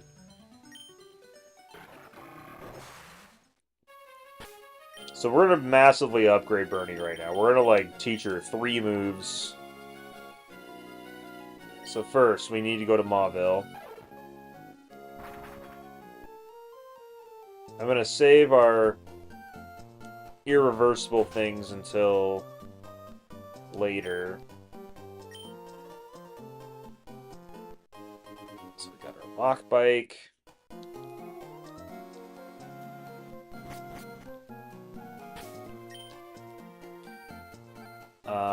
Let's go get... So we need to get the flamethrower TM, we gotta get the solar beam TM. The flamethrower TM is gonna involve us spending a bunch of money to get coins to trade those in. Solar beam, I think we just gotta go into the Safari Zone mock bike area.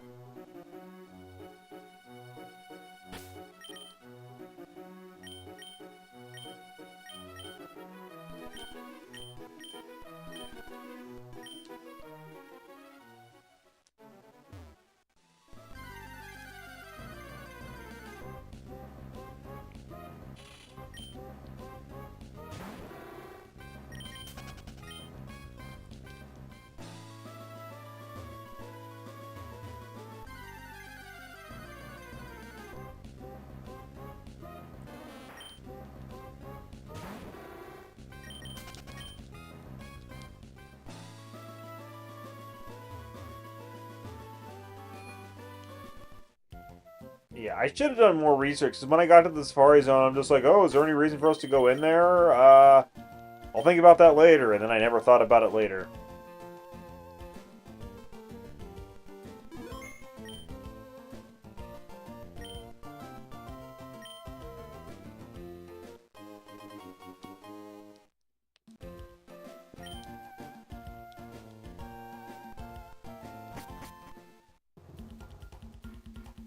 Okay.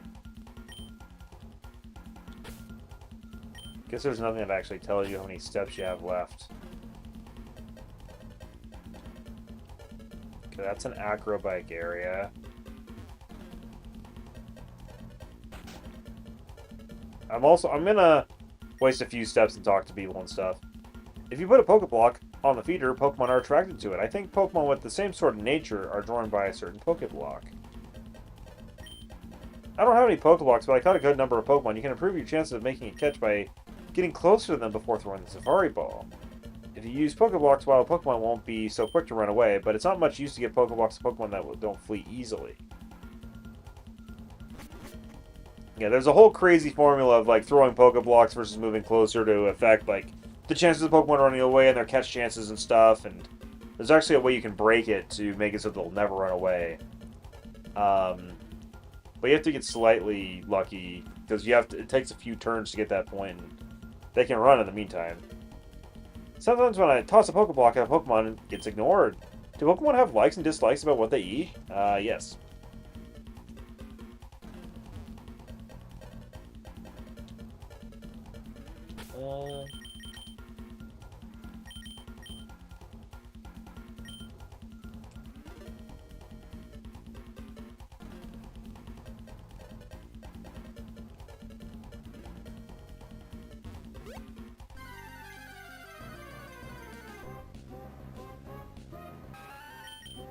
Oh shit.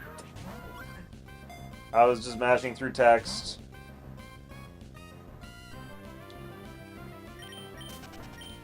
No animation. I'm used to Fire Red Leaf Green where they like do the little, oh, I'm watching you carefully. Okay, we got any items here?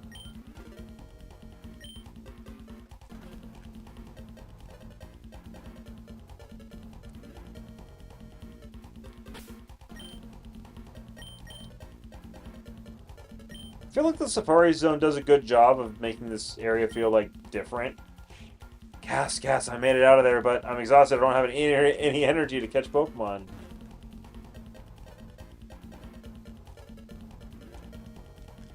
So I don't actually know where the Solar Beam TM is, other than it's in a Mach Bike area.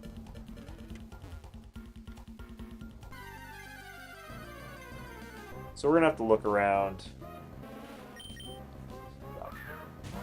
Man, I am just a button-mashing maniac.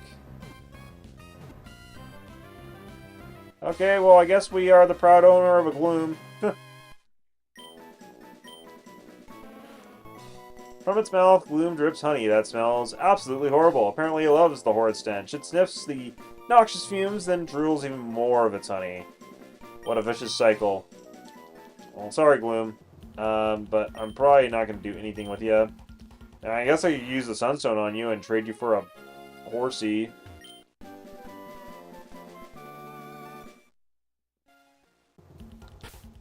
I think that's what we needed.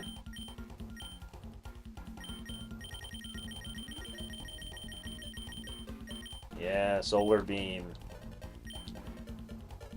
Just to prove that I'm not crazy. Yep, it can go right on Bernie. It can go on Confuzzle, too. Interesting. Another Grass-type move option. However, without the Sun, it's not the best option. I don't want to, like, switch in Bernie to set a Sun and then switch out to Confuzzle and then use Solar Beam. Especially since the Sun only lasts a couple turns.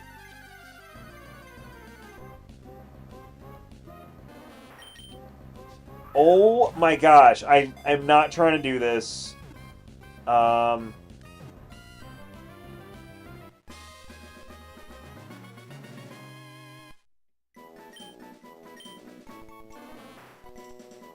Otta searches for fertile, nutrient soil, then plants itself. During the daytime, while it's planted, this Pokemon's feet are thought to change shape and become similar to the roots of trees. Yeah, sorry, Oddish. Sorry. Sorry.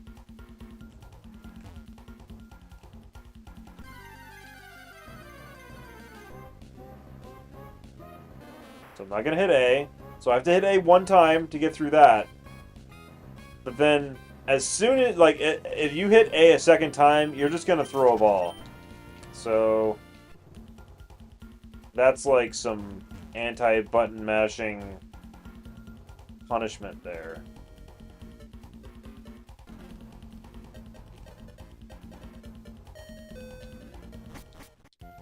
Man, there really is, like, quite a limit on that. Okay.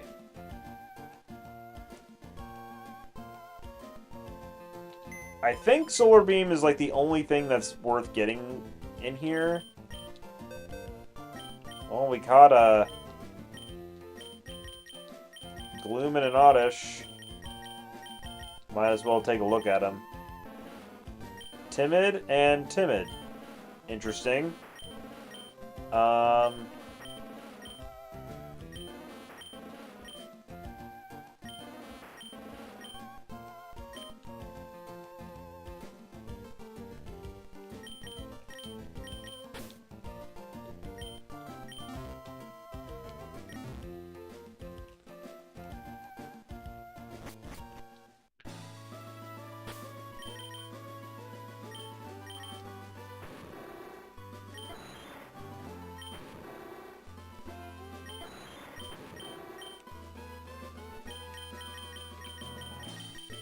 Okay, let's go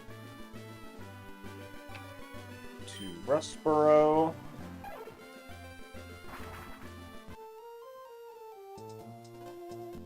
Why are we going to Rustboro, you say? Oh, well. For money.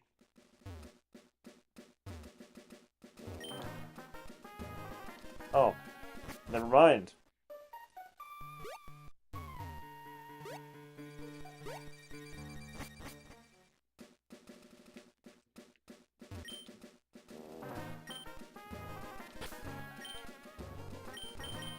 Fair enough. I thought that these trainers would be ready and willing to rematch, but I guess not. I have just reminded myself that I need to go to the Trick Room.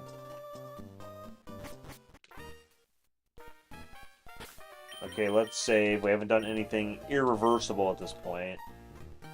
I'm going to see if we can just afford everything. A Psychic, an Ice Beam, and a Flamethrower. So, Ice Beam's 4,000, Flamethrower's another 4,000, and then Psychic is 3,500. So in total, that is going to be 11,500 coins.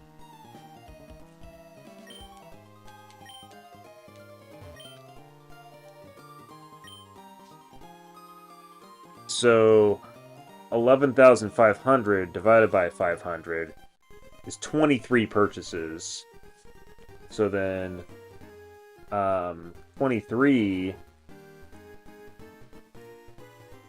times 10,000.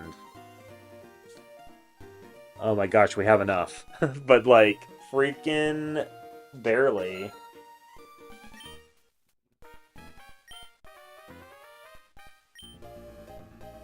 Maybe what I'll actually do... Let's just buy enough for the flamethrower for the moment. We'll skip getting Ice Beam for Jinx and Psychic for Venomoth. The reason is because we're going to get a Psychic TM in Victory Road. So there's no reason to buy another one.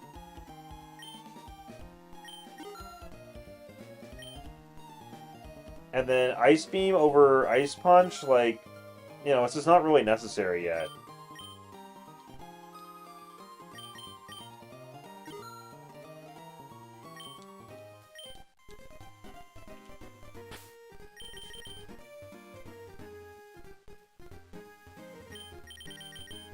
Okay, there's Flamethrower, there's Solar Beam, and there's Sunny Day.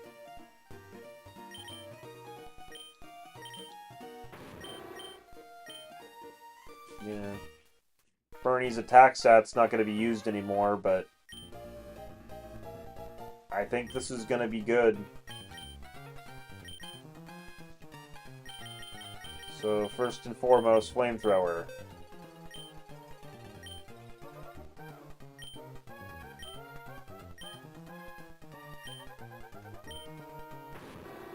Put that baby over Ember.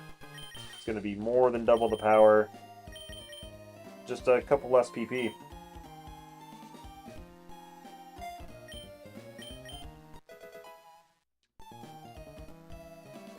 Okay, next up, let's go for Sunny Day. I feel like there's no reason not to teach Bernie Sunny Day. Confuzzle can also learn Sunny Day. Interesting. I don't feel like she really has a slot for it. Because gonna have Psychic, gonna have Sludge Bomb. We want a fourth slot. The fourth slot to be like, you know, Stun Spore or Sleep Powder or something, and then, you know, I think the third slot we want to just be an attack move. We don't want it to be Sunny Day. Because I want to put whoever I put Sunny Day on, I want to be able to directly benefit from it. Bernie's going to be able to directly benefit from it from both Flamethrower itself, getting a damage boost, and Solar Beam, being able to fire off in one turn. So yeah, Bernie's the way to go.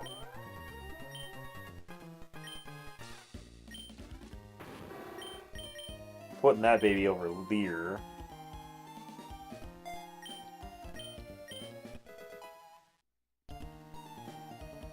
Okay, and now that was technically irreversible.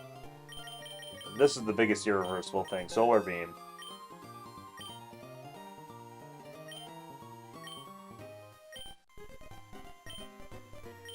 And here I was thinking, oh, nobody on our team can really learn any grass moves other than, like, technically Confuzzle with Hidden Power and Giga Drain.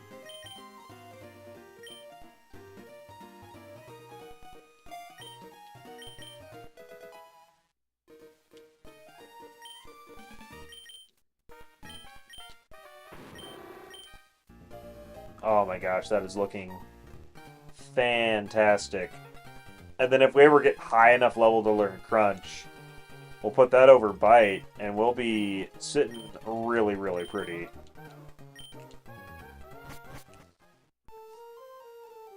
Like, the only thing that could have made Bernie better is, like, oh, Better Nature, or, like, Flash Fire instead of Early Bird. But I don't even care. Bernie's freaking amazing.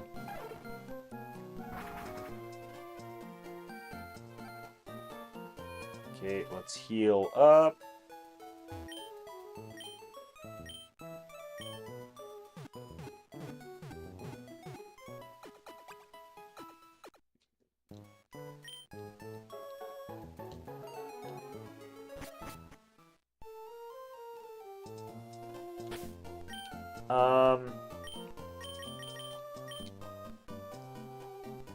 since it's on my mind, and we're getting kind of later in the day, I'm going to check on my berries.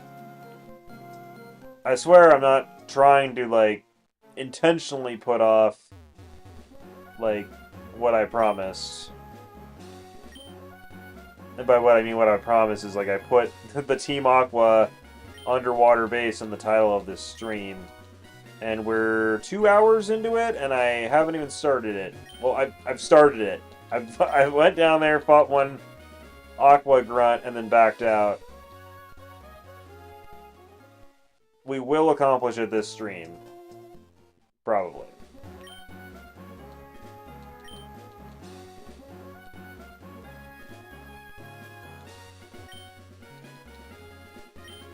These berries are technically on their second go-round, as in, like, I forgot to pick them and they started growing again, so...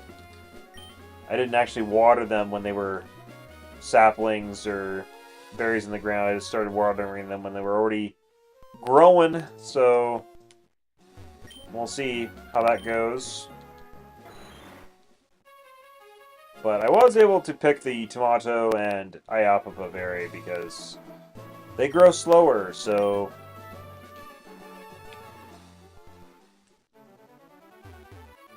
less of an issue. And these are just offsetted just enough to where these ones are still a little behind.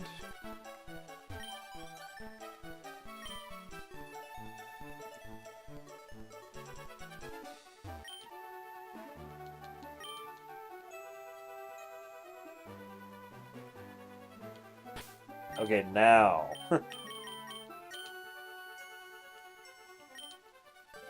But yeah, it kind of sucks in Gen 3 and Gen 4 where there's all these TMs that are single use. Because it's like, oh yeah, that solar beam I picked up, it's the only one in the game. The only way to get another solar beam TM is to start another save file and play up to the Safari Zone and pick it up. So really, it's like the only way to, like, you know... if you want to, like, be a bit more competitively viable in these games and, like, build teams for the Battle Frontier seriously and all that and do PvP, you have to, bare minimum, have multiple games. In theory, it's like, oh yeah, you know, you should at least have, like, a Ruby, a Sapphire, or an Emerald, and then you should have a Fire Red or Leaf Green. And that way... you can, like, whenever you restart one save file, you can accumulate all your Pokemon in the other game, which is tedious because you have to catch Pokemon and trade them over. Like, you know, catch Pokemon that you're okay with getting rid of. And I was a madman, and technically, like, I had a Ruby, a Sapphire, an Emerald, a Fire Red, a Leaf Green, and Colosseum and XD Gale of Darkness. But I did not have multiple Game Boy Advances, and link cables and all that. So literally the way how I traded between games was I would trade the GBA games to the GameCube games. So if I wanted to trade a Pokemon from Fire Red to Ruby, for example, I would first trade that Pokemon from Fire Red to Colosseum, and then from Colosseum to Ruby. And then if I wanted that Pokemon from Ruby to actually make it to Fire Red, then would have to trade that Pokemon from Colosseum back to Fire Red. So yeah, quite a thing, for sure.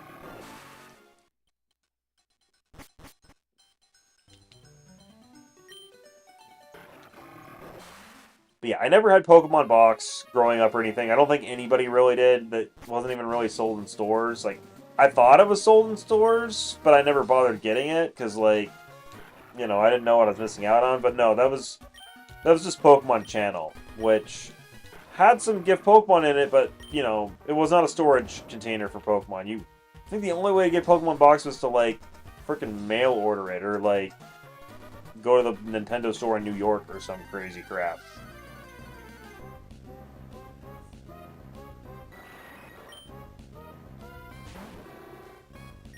So, yeah, it's, like, kind of impossible to get Pokemon box legit these days. It's extremely expensive online. That submarine, it's tiny inside. I'm sore all over. Oh, yeah, they all squeeze in there. It's a tiny submarine because that one guy was saying, like, oh, yeah, I'm kind of a big guy, so if I go in here, nobody else can fit in here. Meanwhile, all of Team Aqua fit in there. It's crazy. Or at least everybody who's in this cave. One trip, I guess. Doesn't seem right. So I kind of missed if this guy has multiple Pokemon. I'm just going to use Solar Beam. Taking the sunlight. This is like such overkill for a Carvana. Ow, that actually hurt.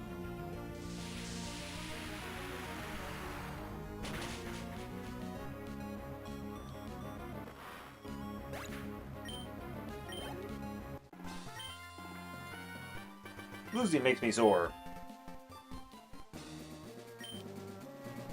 That submarine we jacked, man, it's brutal as a ride. It's way too tight in there.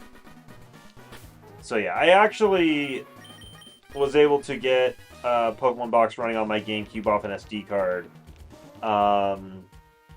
Just to like try it out, and I feel like it'll be immensely useful for any modern day Gen 3 ongoings. It has some limitations of, like, it works really well for Ruby and Sapphire, but if you want to use it for Fire Red Leaf Green, you have to like do all the post-game crap that you would normally have to do in order to trade with any other non-Fire Red Leaf Green games, which is a lot.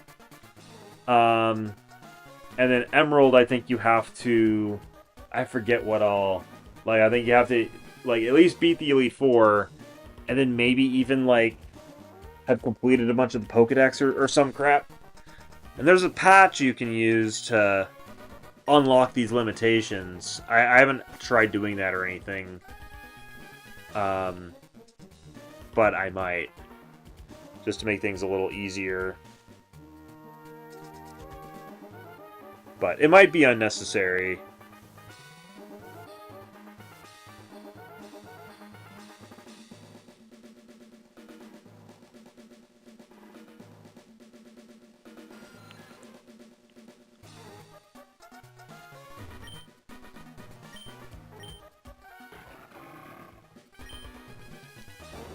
But speaking of Pokemon Box-like applications, I have my Pokemon Ranch on my Wii, which I then like transferred the data of to the Wii U.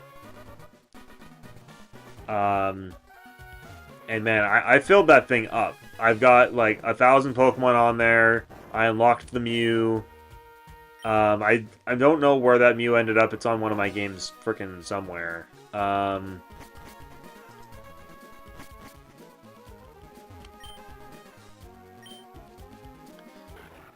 But that application, like, it was cool at the time. It was, like, had a lot of, you know, passion put into it. And it was, like, fun to, like, come back to each day and, like, try to get the Pokemon they ask for and build out this cool ranch and everything. But as an application, it's not so great because it's, like, it doesn't seem to organize your Pokemon all that well. And it's literally just for storing the Pokemon off of one game. Pokemon that you can put into it can only be withdrawn by the same game that put it in. You cannot use it to transfer Pokemon from one game to another. That sucks. At least Pokemon Box, I think you can do that just fine. Oh man, I'm lost. Yeah,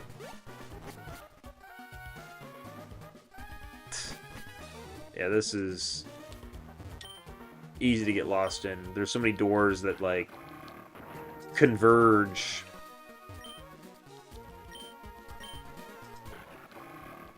I guess the one thing that Pokemon Box has going for it is that you're not at the beck and call of, you know, servers working. I want to get a promotion so I can boss around the other grunts.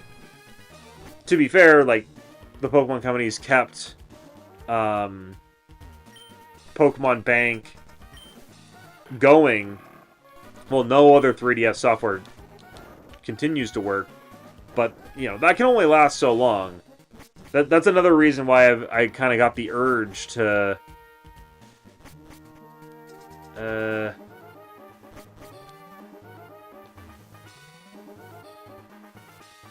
Gosh, I'm so confused. Trying to solve these puzzles while talking is a thing. But that's kind of another reason why I got the urge to play these Gen 3 games. Because, like, if I want to transfer Pokemon from Gen 3 to Pokemon Home and get, like, those extra achievements and everything for having done that, like, I have a feeling I'm not going to be able to do so forever. So,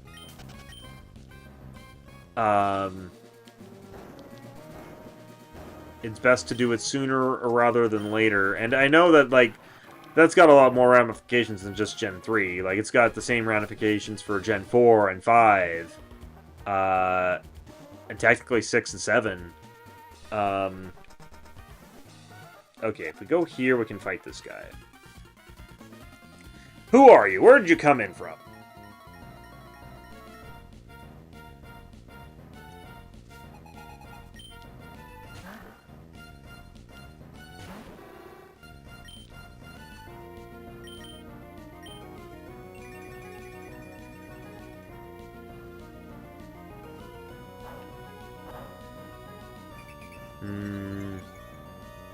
I'm gonna have to waste a turn for the yellow flute. But yeah, I don't really see myself in the next year going hard and being like, oh yeah, you know, I'm gonna play all of Gen 3 and 4 and 5 and 6 and 7, like, all over again right now. Like, I've barely got the passion to really go hard on Gen 3 right now. The thought of playing through the slow animations of Gen 4 just doesn't really appeal to me right now.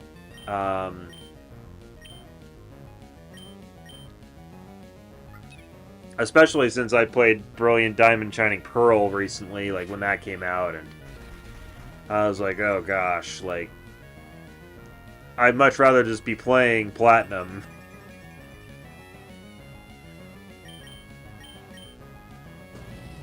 Ah, flamethrower. I've waited so long to get it.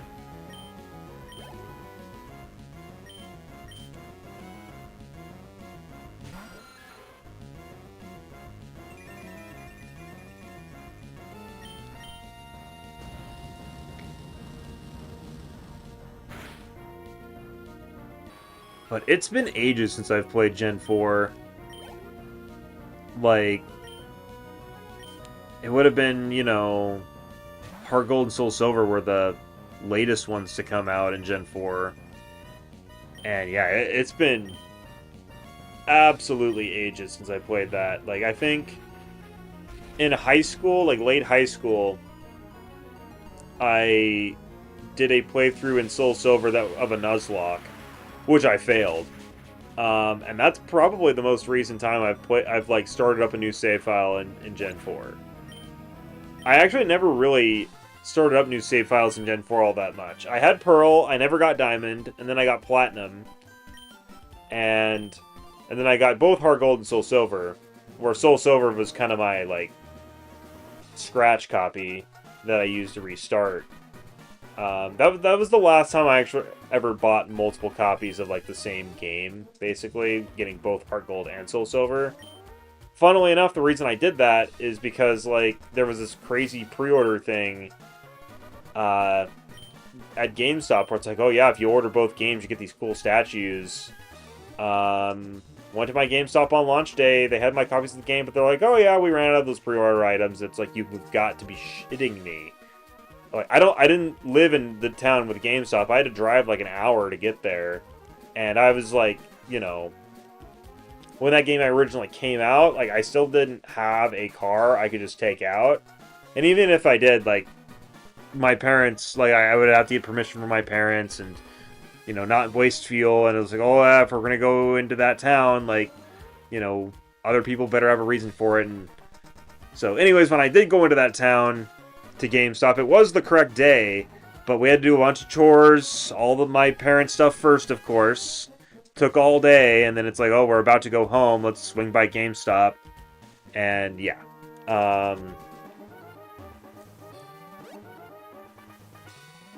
Ran out of the pre-order stuff. Very annoying.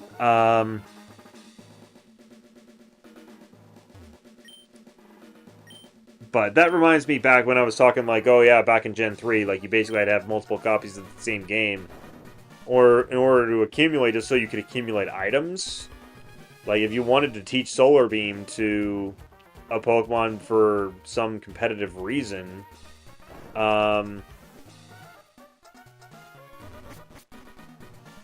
then you either had to have not used it on anybody else, and then trade that Pokemon into the game that has that TM and then use it, or if it's like, oh yeah, I don't have any Solar Beam TMs, I need to get another one, you would have to restart a whole game in order to get that TM. And just a whole bunch of shuffling around your Pokemon, trading them around. Pokemon Box is not a reality that I had, or I'm sure most people had.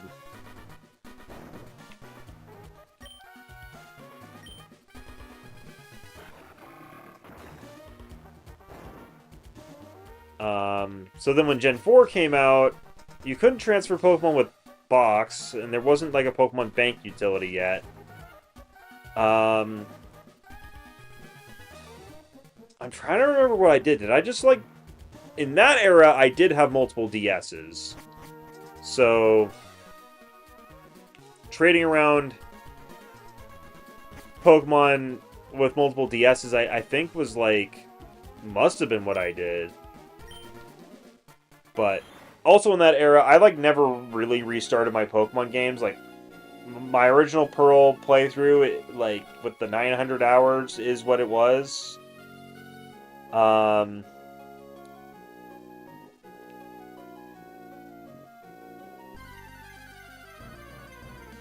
Never restarted it. Don't think I ever restarted Platinum. Don't think I ever restarted Dark Gold.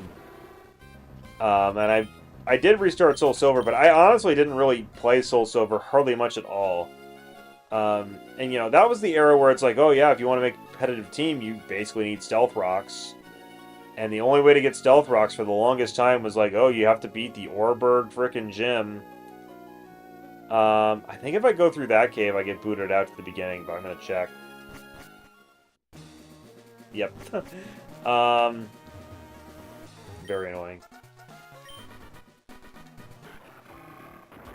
And yeah, I kind of refuse to restart my games because, like, trading out all the Pokemon out of the games, it would have been just, like, way too much of a hassle. I think that's what I ended up doing, was basically, like, I did just trade Pokemon between those games one at a time slowly with multiple DSs. And it worked because I never had to transfer, like, boxes and boxes and boxes of Pokemon.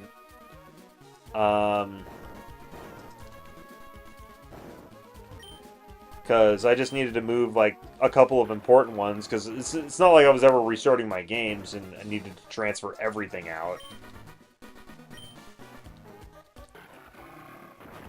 And then, I think Gen 5 ended up being mostly the same. Gen 5 had less games because there wasn't a remake in that era. And since I wasn't buying multiple games, I literally just had White and White 2. And it was always totally fine, because it's like, oh yeah, you know, I can get the exclusives online from whoever I need to.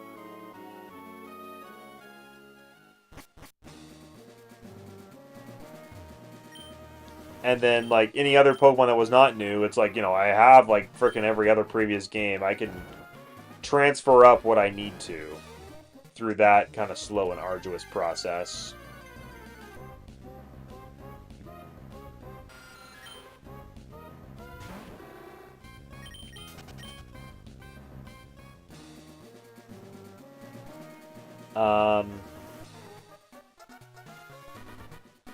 And then finally, with Gen 6, you could transfer Pokemon up using the Poke Transporter, and then store Pokemon in Pokemon Bank. And it's like, oh, freaking finally.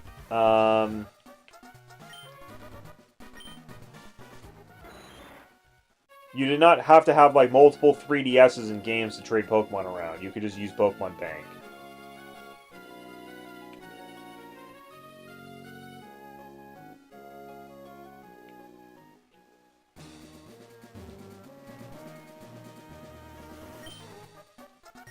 I don't think I ever really solved this room ever. I don't think there's anything special in here for you to do. Annoying. I forgot what put me on this topic, but...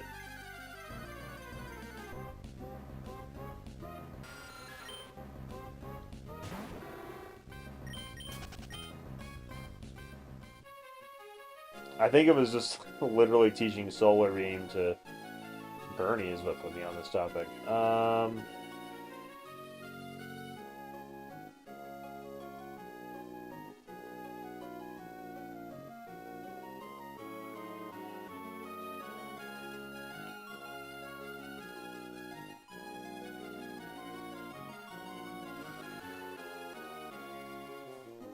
Yeah, not really any point for that room.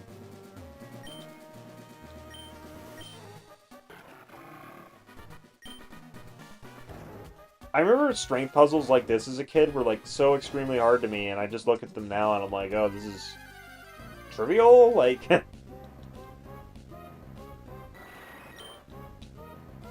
you just like look at it backwards. It's like, okay, I need to get here, so that boulder needs to move that way. And to move that boulder that way, you have to go, like, and then you just see the pattern and you're done. Like, easy peasy.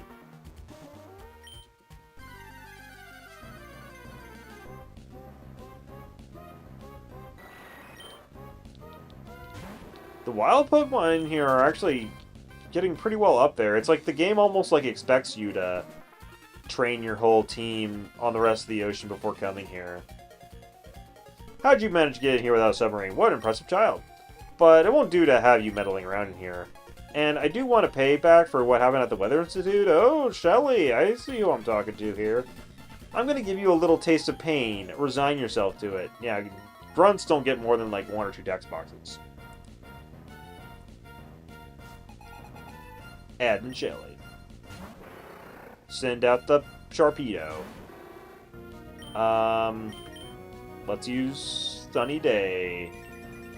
I don't think the Sharpedo has any water moves he's going to use on me. He's probably going to use Takedown or Slash and take a big chunk out of me. But I'm faster, so that's all I needed.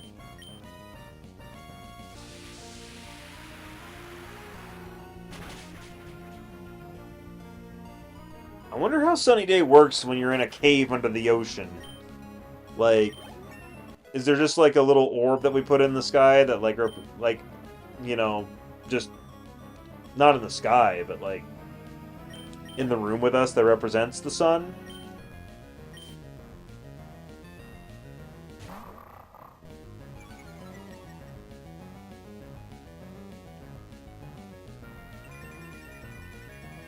Okay, as long as we're faster, Flamethrower is gonna cook them.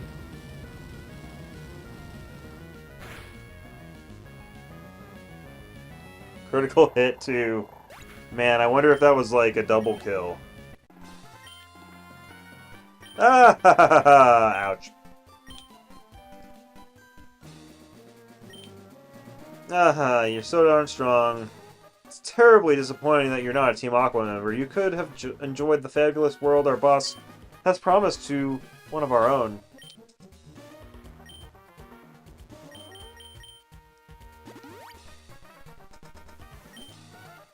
Sorry, but your new world doesn't sound too good.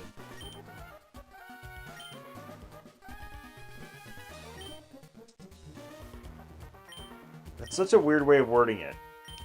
You could have enjoyed the fabulous world our boss has promised to one of our own.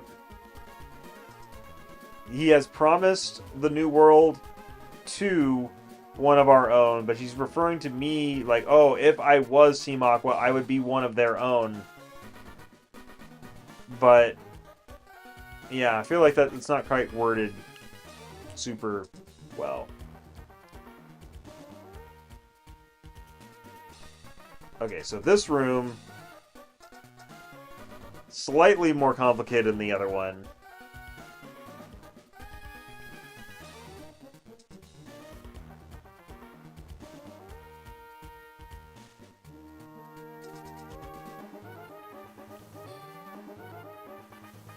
But yeah, I believe we just gotta push this middle one.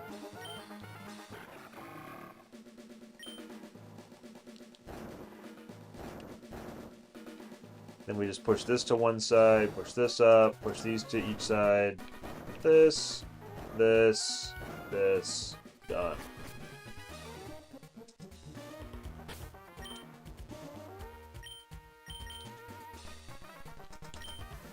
Okay, this is Earthquake, right?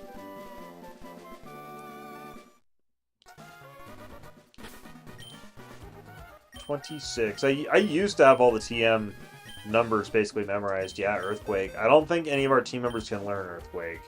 Nope. That would have made things too easy.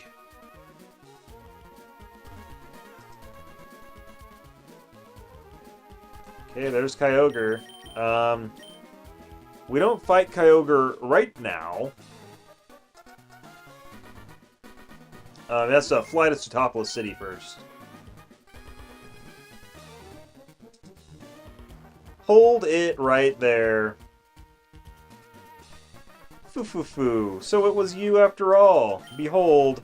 See how beautiful it is, the sleeping form of the ancient Pokemon Kyogre. I've waited so long for this day to come. It surprises me how you've managed to chase me here, but that's all over now. For the realization of my dream, you must disappear now.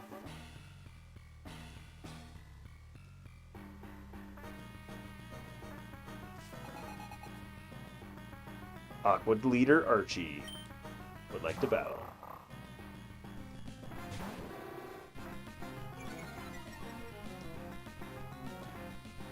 If there's any time to use a sunny day, it's now.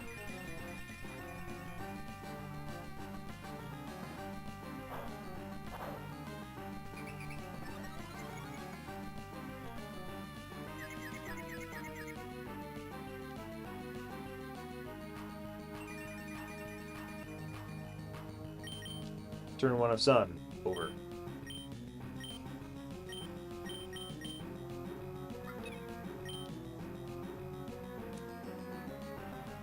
Thank you for missing.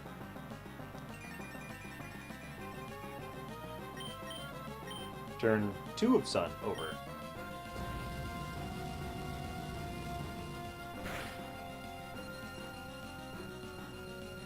Critical hit. Yeah, it always feels bad to use Sunny Day, because it's like, oh, like, the first turn of Sun is already over. I feel like I'm already on the back foot. Meanwhile, it's like, if you... Oh, there's Crobat. Oh, Crobat's color palette, color in this color palette, looks interesting, looks nice. Okay, Crobat's gonna be faster, of course. Okay, hopefully we can break through the confusion.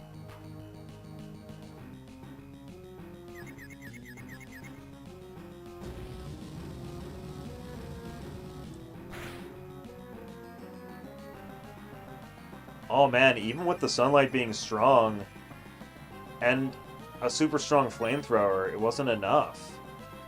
Well, I'm gonna assume he's gonna heal. Let's cure confusion. I feel like it's almost a waste to cure confusion, because now he's just gonna use Confuse Ray again. And the sunlight had faded. Shoot.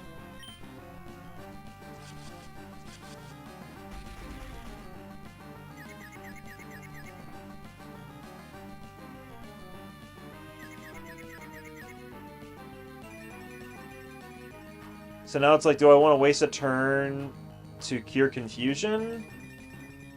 I mean, I feel like I kind of do.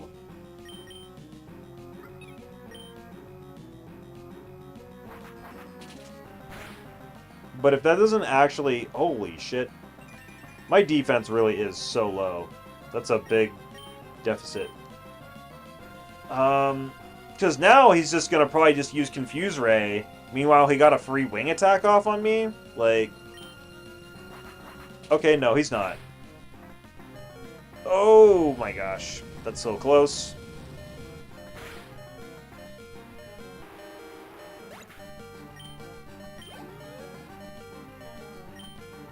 Sharpedo, this is why we taught Sunny Day and Solar Beam, baby. Hopefully we're fast enough. Yes.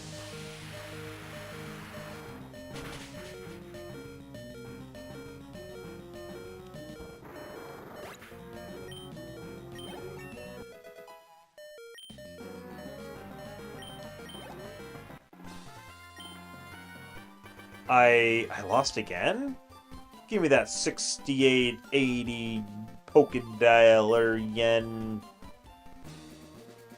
Foo foo foo, I command you. Commend you.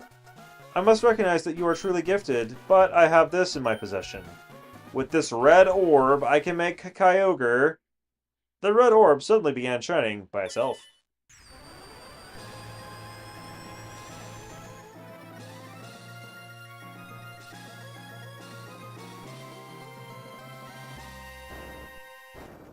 You've agitated it. What?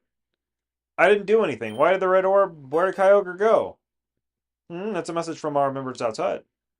Yes, what is it? It's raining heavily? Good, that should have happened. That's why we awakened Kyogre. To realize Team Aqua's vision of expanding the sea. What? It's raining far harder than you ever envisioned. You're in danger. This can't be. It's just not possible. Hold your position and monitor the situation. There's something wrong. The red orb is supposed to awaken and control Kyogre. But why? Why did Kyogre disappear? Why? What have you wrought? You finally awoke Kyogre, haven't you? What will happen to the world if this downpour continues for all eternity? The world's landmasses will be drowned in the deepening sea. What are you saying? The red orb should let me control Kyogre. This can't be possible. We don't have the time to argue about this here. Get outside and see for yourself. See what you've wrought is the world that you... See if what you've wrought is the world that you desire. 23 Caterpie, come on. You have to get out of here too.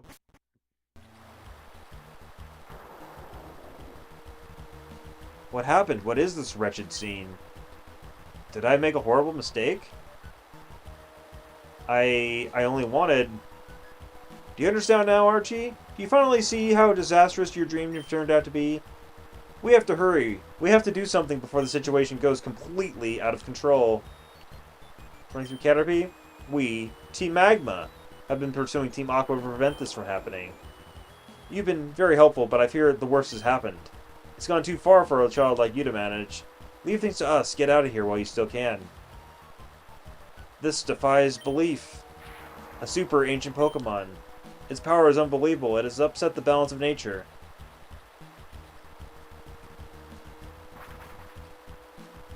It's 23 Caterpie, what's happening?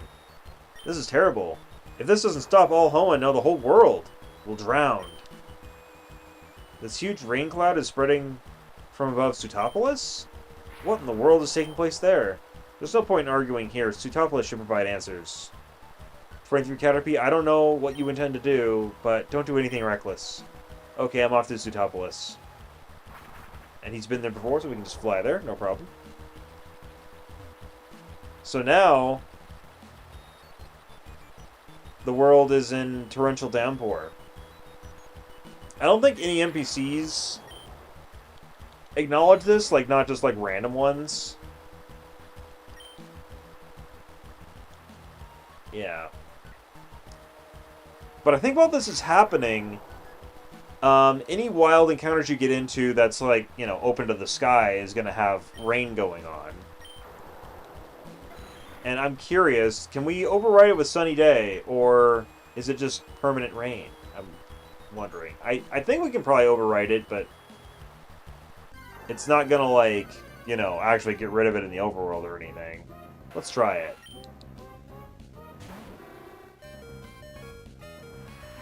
It is raining. Not any special text or anything. Let's use sunny day.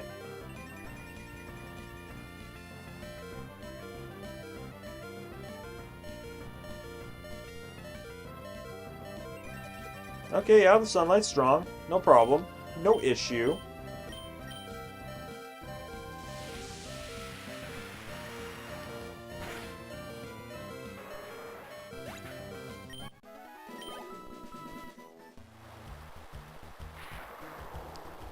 You know, maybe I should have actually done the Team Aqua base first, so that it'd be raining on all the routes, so that I could, like, you know, level up Chompster into Omanyte easier without having to set up my own rain. I could just annihilate everybody with Surf. It's never really something I considered. I always, like, do this, and then just do the next section of the story that cleans up the rain. But it has me really curious right now. If we just go to some other random part of the world, like, I'm pretty sure it's raining literally everywhere, right?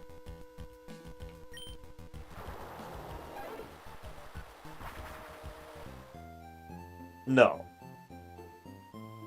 So I wonder where the border is for that.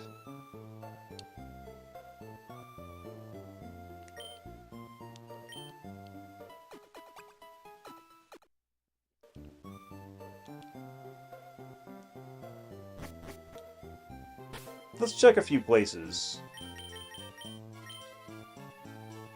So surely it's raining in Pacific, right?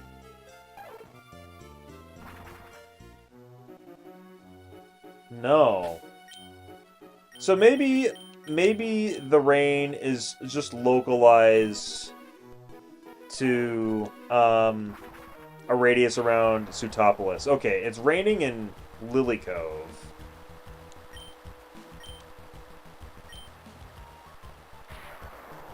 Oh, there's a few dialogue updates from before. From probably when I cleared out the Lily Cove base. It is kind of funny how it's like they bother setting these certain areas to have this dreadful weather going on, but like nobody actually acknowledges it. Like, I'd imagine probably people acknowledge it in Sutopolis itself, right?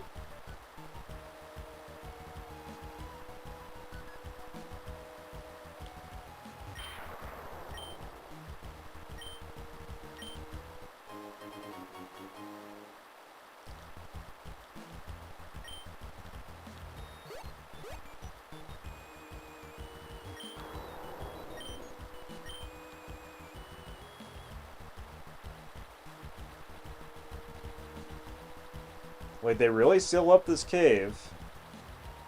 Gosh, what if you don't get the Master Ball? Do they leave it open? Okay, so there's rain here. What if we go off on the route directly west? Oh wow, the music does not go away if you get the bike out and going. Rain here?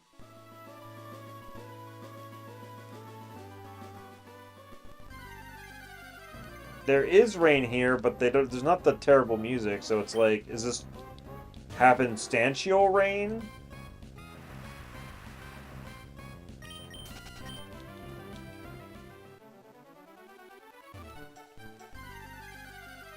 Oh, the rain's gone now.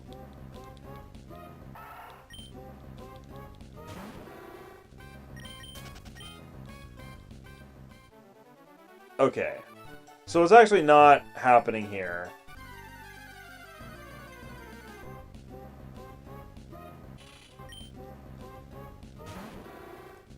Kind of makes me wonder, like, if I use repels, then the rain probably... So yeah, there is rain here. And then if I come here... Okay, the rain does go away. If you just get in a fight fast enough while the rain is still technically on screen, then the rain sticks, right? So there's going to be rain in this fight? Yes. Interesting how how it's not like a hard cutoff, like as soon as you come here the rain's gone. The rain has to take a few seconds to deload, and then if it's still there, the fight still has rain. Okay. So that's that border. There's rain here. If we go to Mossy, there's surely rain. Yep. So probably all the ocean routes have rain. Pacific does not have rain.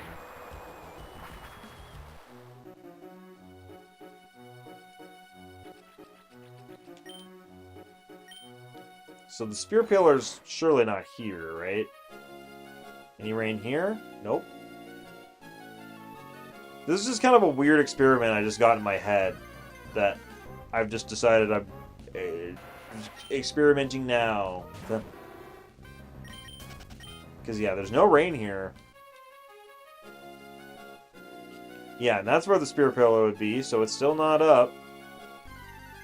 It might not come up until... literally after you beat the Elite Four, maybe. Emerald's different, of course, but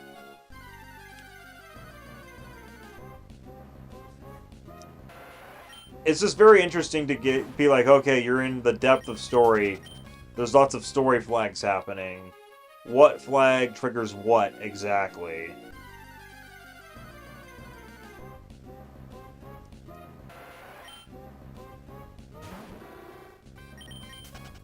I'm sure all this stuff applies for when you have Groudon in Ruby.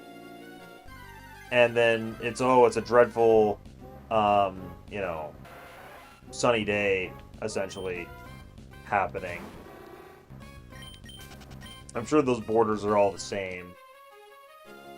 They probably didn't want to, like, write dialogue for literally every NPC, and have it be different between Ruby and Sapphire, because that just...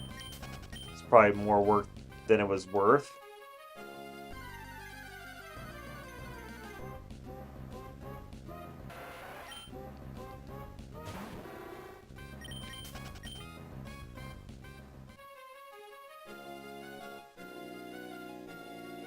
Okay, we're on Route 129.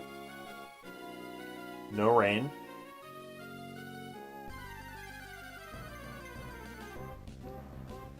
So that's kind of interesting, because we're getting pretty close to where we released Kyogre out. Did we check the Pokenav?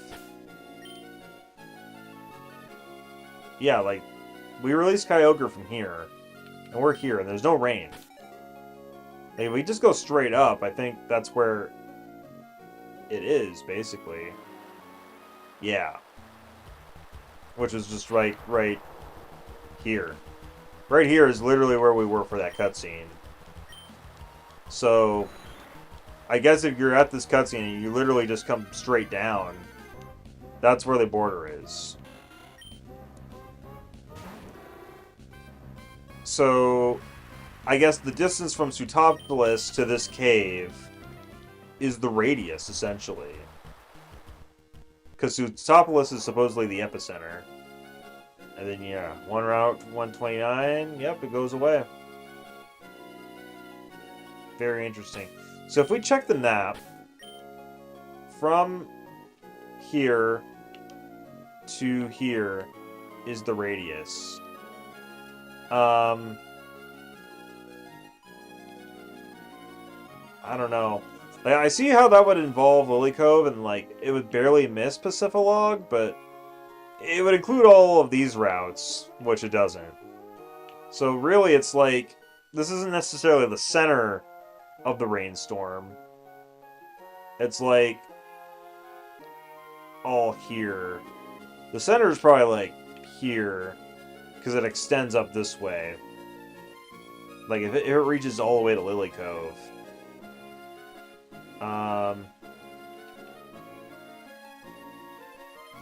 I'm curious if I surf to Evergrande City, if it's there or not.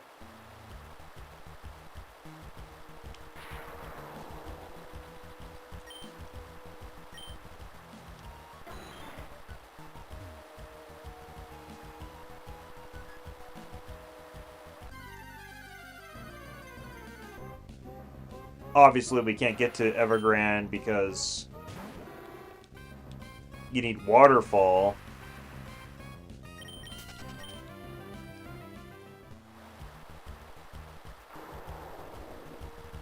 But technically, we've crossed the transition.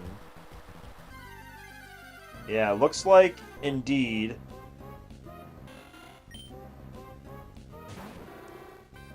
yeah, you don't get the badge for using Waterfall outside of battle until after then. Because you could technically catch a Goldeen and get Waterfall that way. So it reaches all the way to Evergrande.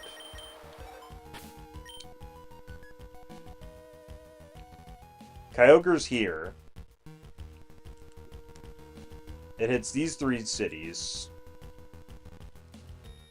So, you know, storm clouds and weather, it's not a perfect circle or a radius or anything, but it seems to be extending up in the northern and eastern directions, because it reaches all the way to Lily Cove, but not onto this route.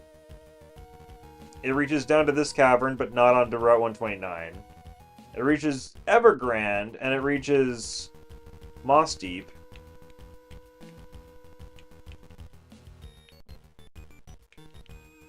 Does it reach Route 125, where the Shoal Cave is? Oh, whoops. Gosh, I forgot that you could zoom in this much and see the exact layout of everything like this.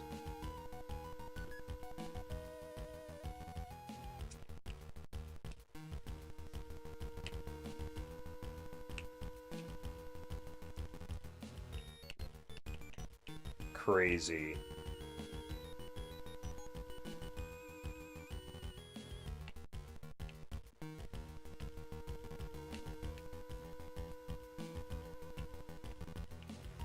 And this tells you exactly what everything's named, even Old Lady's Rest Stop.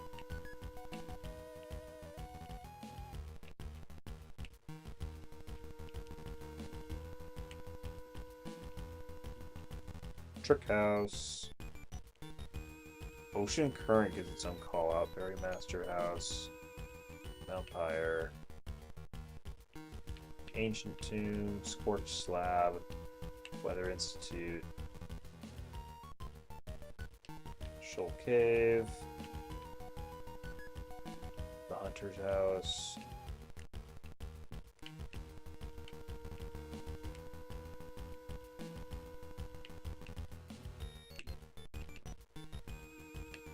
Seafloor Cavern.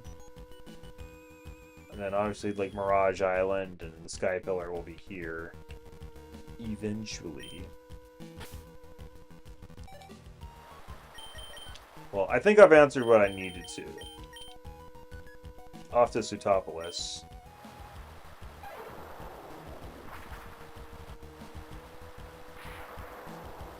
Do people in Sootopolis make mention of it?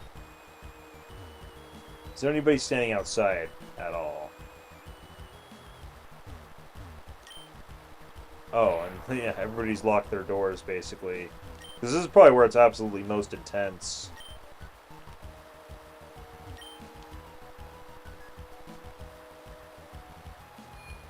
Pokemon Center, thankfully, has not locked their doors. I don't know why, but I'm really scared. Everyone in town has taken refuge and won't come out of their homes. This weather, could it be the prelude to something? Okay, so they definitely make reference to it.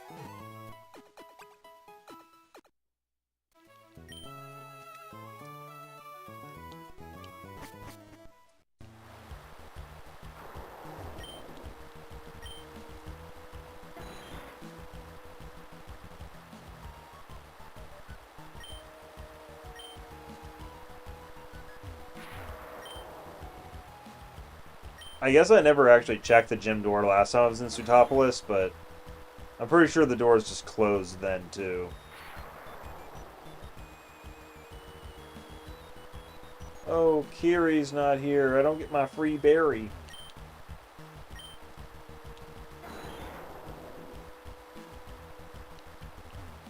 The mart's surely open, because gotta make money somehow. Whoa, what is happening? This weather, did something awaken? How may I serve you?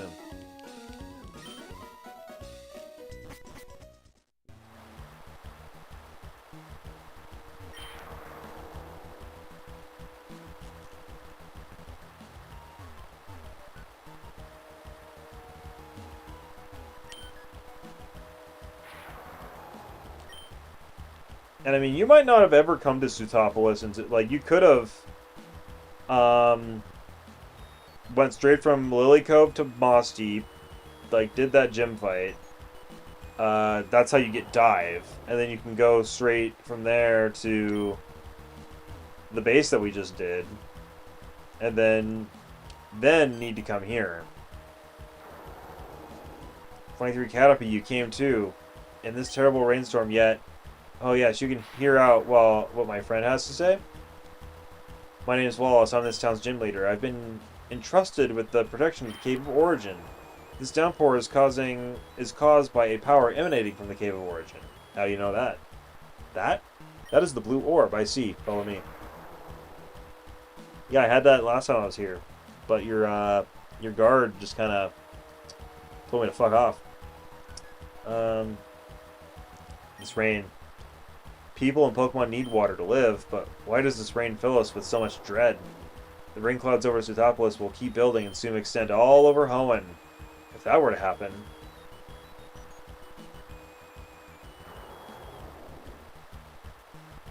The Cave of Origin is ahead. No one from Sootopolis is permitted to enter the Cave of Origin.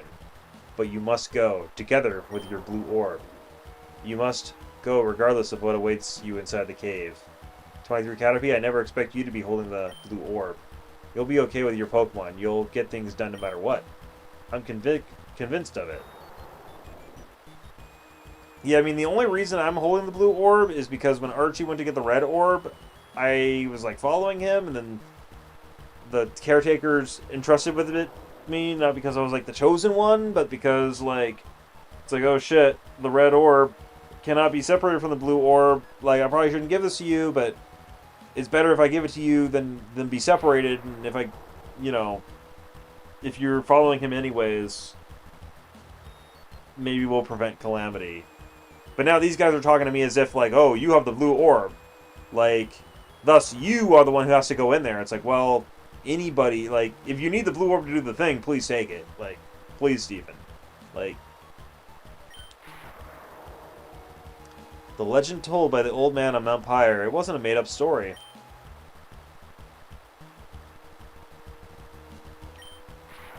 The natural balance of Hoenn is going through a wretched shift. You guys weren't here before, were you? You'll be okay with your Pokemon. You'll get things done, whatever happens. I'm convinced of it. You guys look like from the front.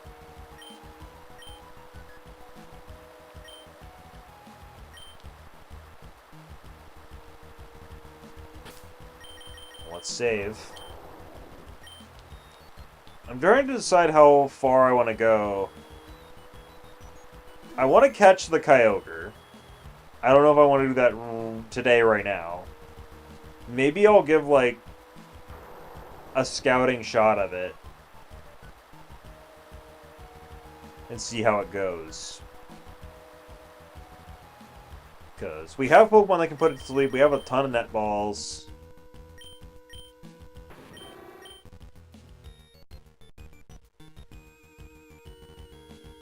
I feel like if I go in there and start off with a sunny day, that would be really good, because that'll turn off the rain, and thus help us live a little easier. And then when the sunny day wears off, I think there won't be any weather. I don't think the rain comes back on its own.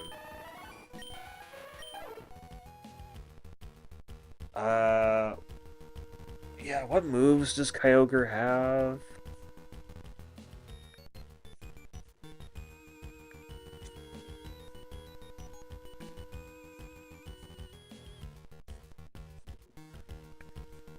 Is it level 45? I believe it is. So it's going to have Hydro Pump, Ice Beam, Calm Mind, and Body Slam.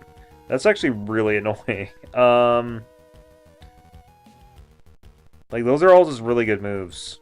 Like, Hydro Pump is incredibly powerful if it hits.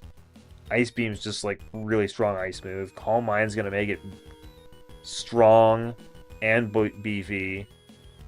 And then Body Slam is just annoying because it's just another... It's an option for it to use a physical move, and it has a chance to paralyze.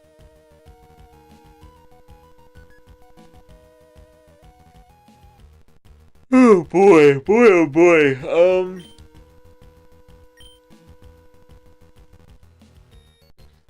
Yeah, I don't think I have anything that resists it, really. Fraser is probably the best shot, but it's going to be weak to Body Slam. We're going to want to get Sunny Day going as quick as we can. That'll reduce Hydro Pump's power a lot.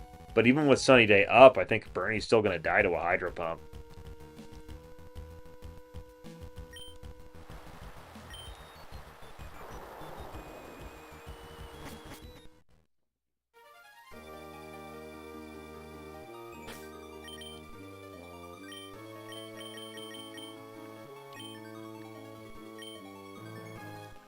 I think you can find Mawile in this cave.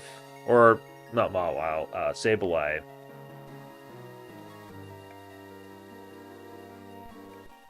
Oh, Flash. Yeah, I'm gonna go get Flash. Because I do not have this place memorized.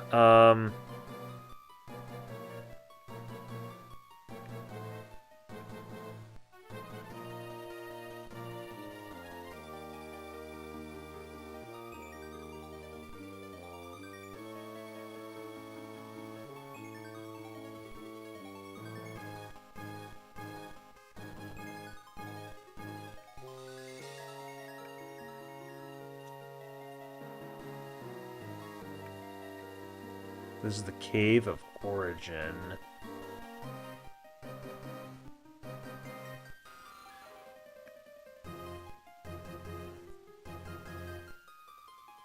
Yeah, once you go deeper in, you can find Mawile and or Sableye at 30% rate. Okay.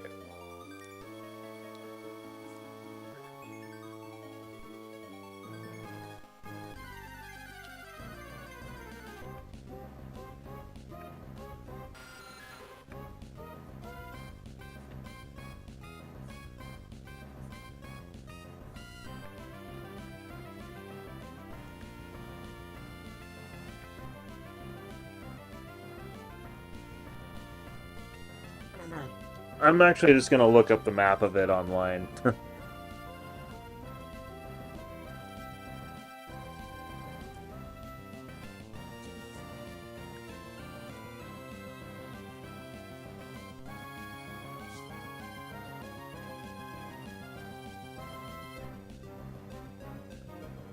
Oh yeah, it's like really simple. There's no need.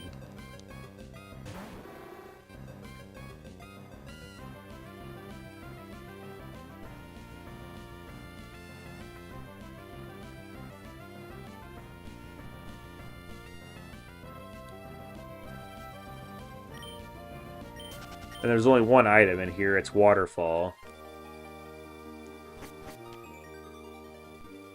Okay.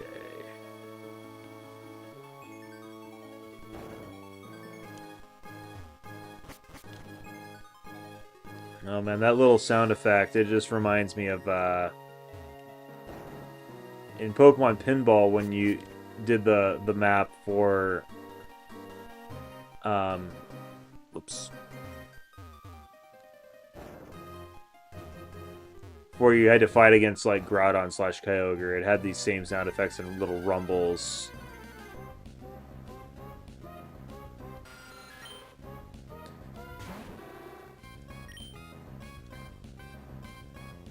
It's interesting looking at this map, because in Ruby and Sapphire versus Emerald, it's actually very different.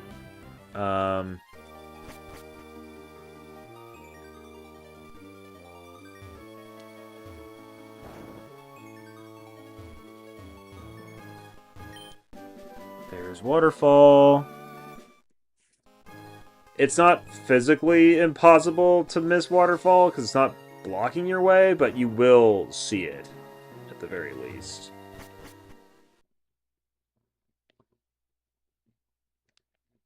But yeah, in Emerald, they made the cave a lot shorter. There's only one intermediary room, and then there's just a final room.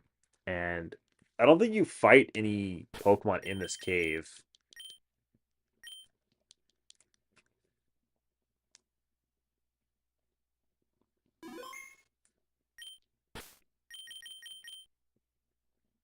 Okay, first thing we're going to do is get in there and use Sunny Day.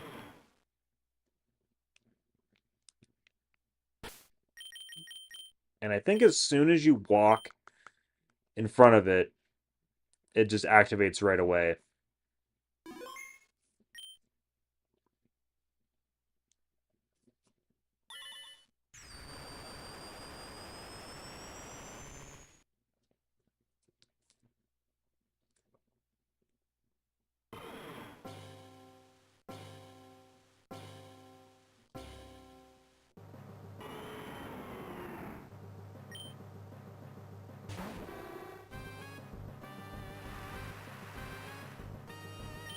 Okay, let's get Sunny Day up.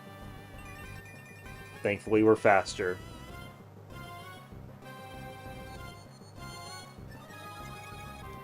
Okay, it's use Calm Mind, so its special defense is higher. Maybe I can use Solar Beam, and it won't kill. So Bernie's faster. How fast is Bernie? 95. Not technically our fastest, but up there.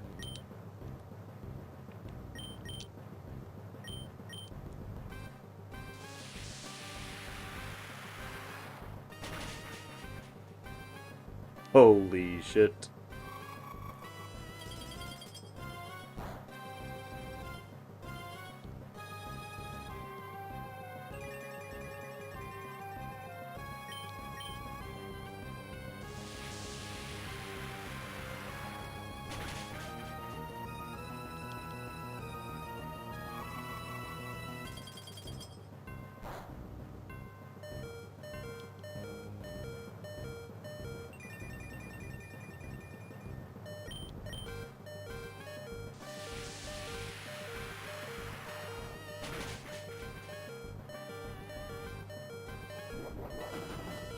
Okay, that's taking us out.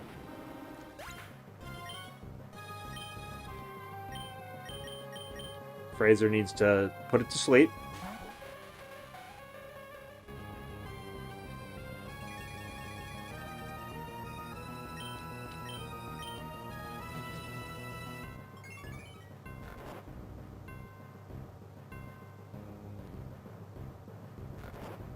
Okay, and seeing how much Solar Beam was doing, Solar Beam, 120 power. Psychic, 90 power. But with Stab, actually would be more. But Solar Beam was being doubled due to super effective. So I think Psychic's going to be safe to use.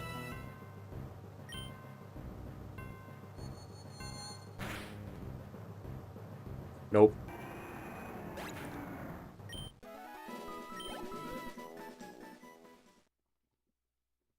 Kyogre appears to have settled into sleep again.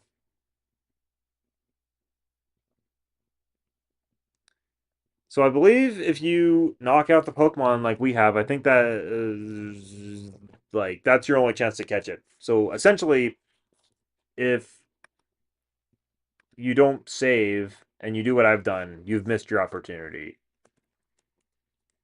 I'm gonna look that up just in case, but I'm probably just gonna reset right now.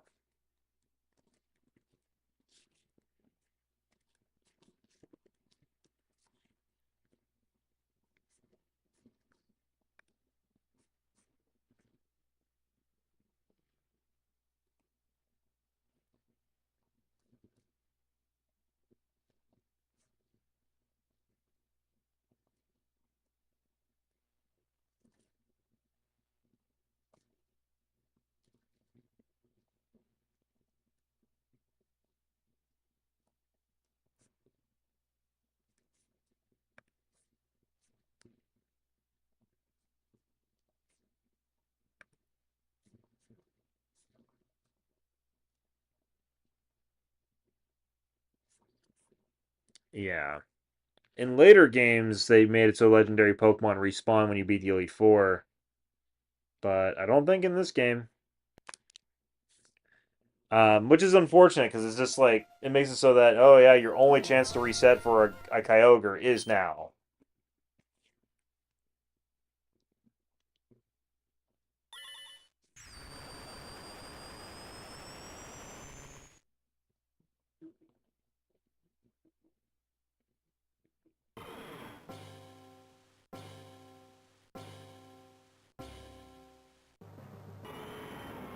Like in general, in Gen 3, the only way to hit reset for a Kyogre is uh,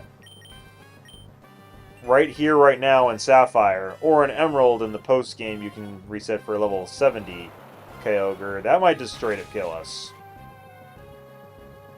Yep. Even with the sun. Okay, well, let's get Fraser in there and have her put it to sleep. It hasn't used Calm Mind yet.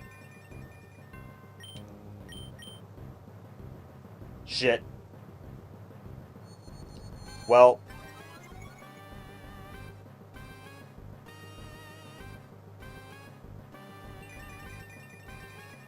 That really sucks.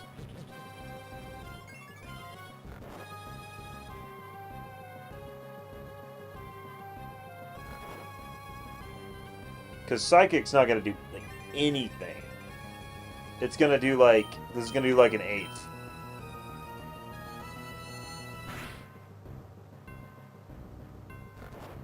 Like, I don't even think that is an 8th.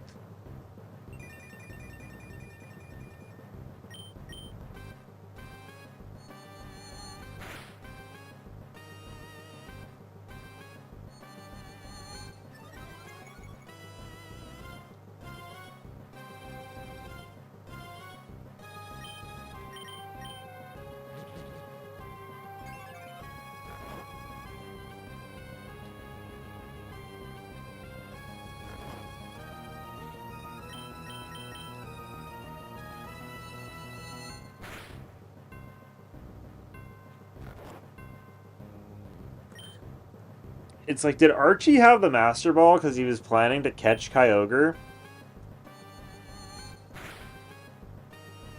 That is something you have to wonder about. But he didn't seem to be too beat up about not having it, although you could have missed it and these same events would play out as they did.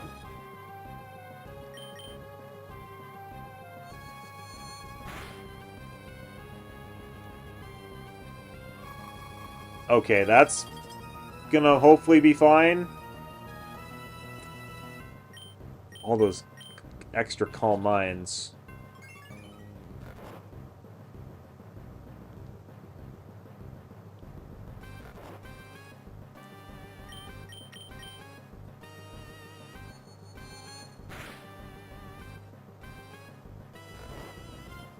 Okay, we'll use one more Psychic.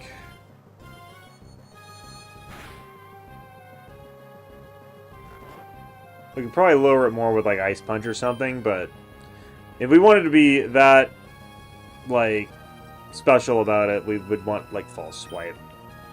The risk is too high.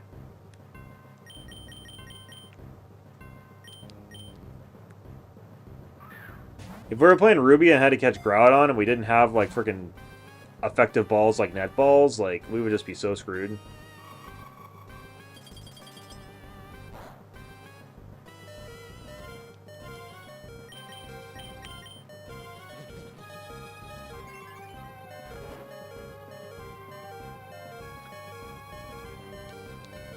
I don't even know if it's worth healing Fraser, because Kyogre could just decide to use Hydro Pump, and Fraser's going down no matter how much I heal her, so...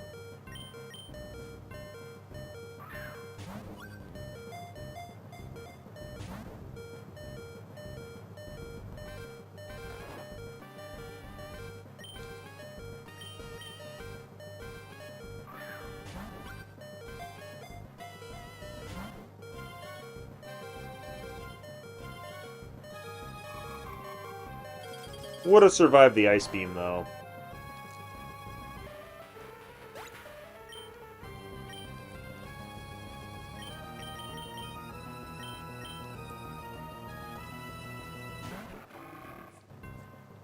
Okay, you're just in there for as fodder, so I can revive Fraser for more sleep. Because sleep is going to be our best chances.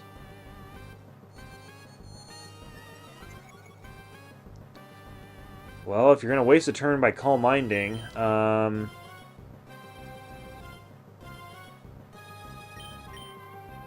Rock Smash?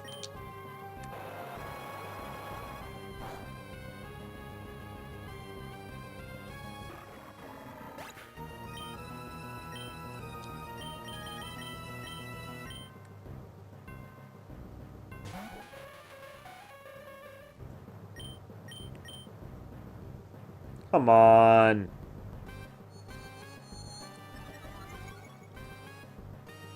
Okay, now it, like, doesn't matter that Ice Beam is resisted. Like, it's just gonna... Like, if you used Ice Beam right now, it would take me out.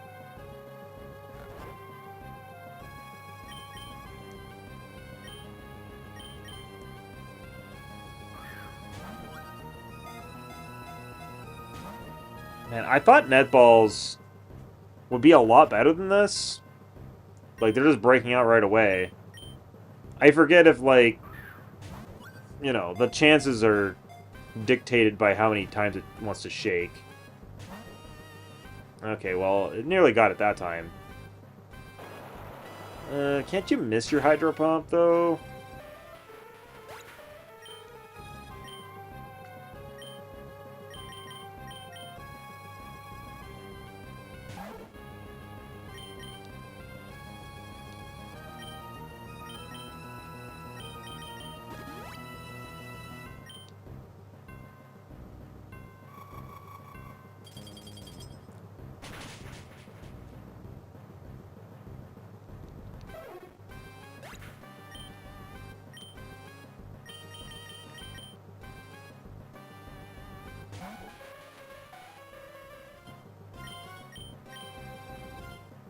Come on. That's gonna kill me.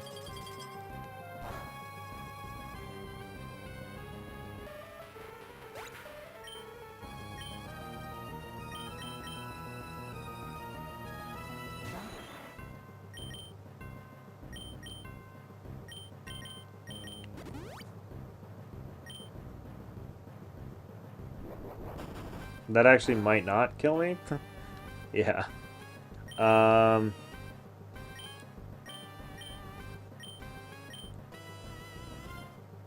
I mean, I could try using Ice Beam right now. I'm just gonna throw Ball. Because I'm not just gonna switch in Jinx and have it die.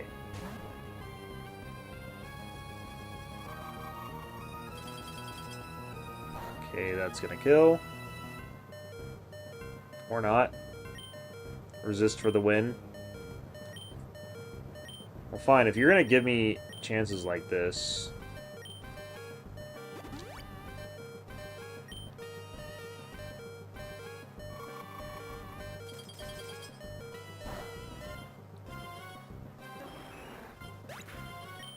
Jinx might actually survive.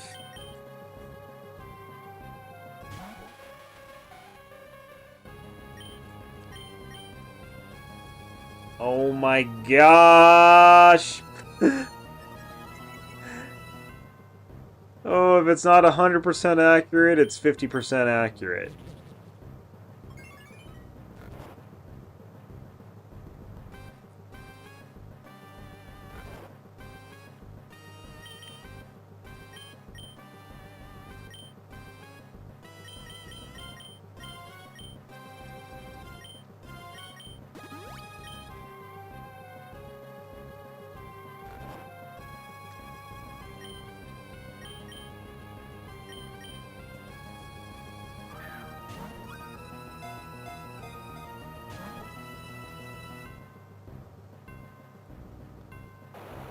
Well, that didn't matter.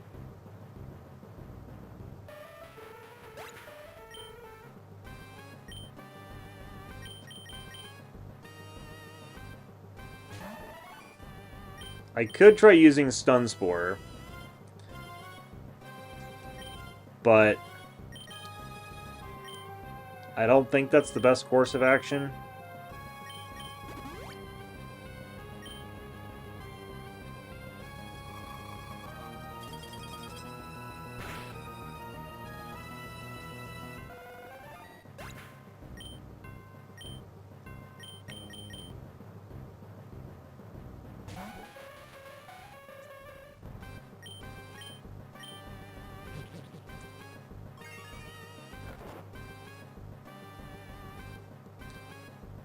For whatever reason, I thought that netballs would be like, get it down into the red, put it to sleep, and netballs would, like, you know, pretty easily catch it. And maybe it's just because I haven't been able to sit here and throw balls at it, because it keeps waking up and killing me. But imagine this was Groudon. It's like, man, it would just be a huge pain. At least it's staying asleep.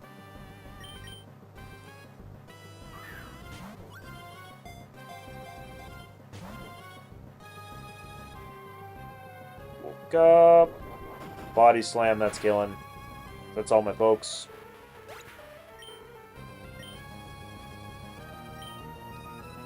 Yeah. So that's annoying.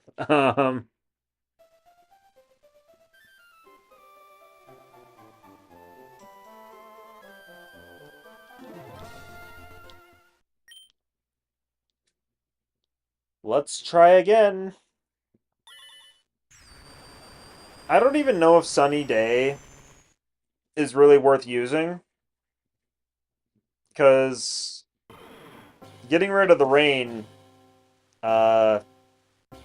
makes its Hydro Pump weaker, but not weaker enough after a couple Calm Minds, at least.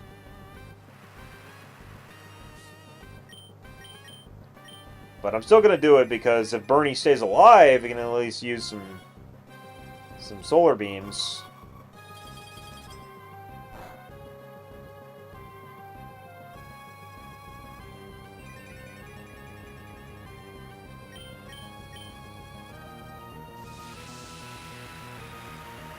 So this should do like a third? Ish. Okay, Bernie's dead. Yeah, even with the sun up, given, you know, Bernie's weak to it, but... Okay, so last time I just sent in Frowser and put it to sleep and then slowly psychic it down. Which I think is still probably going to be the best course of action.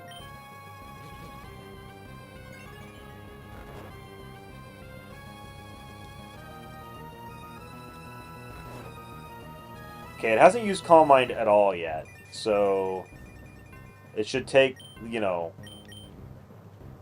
Last time we used 8 Psychics against it. It had Calm Mind once, and then more times later on. But Bernie hadn't done any damage. Here's there's no Calm Minds, so Psychic should do decent damage.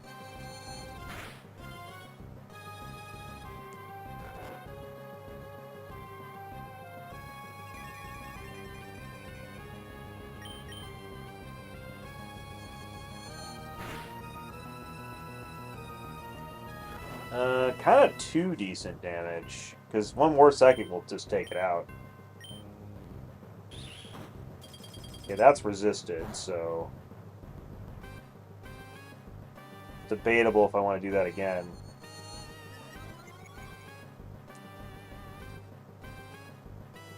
Well, now that it's boosted special defense, I could probably pretty safely do it again. And at the rate that we're going of catching this thing, I think the lower HP, the freaking better.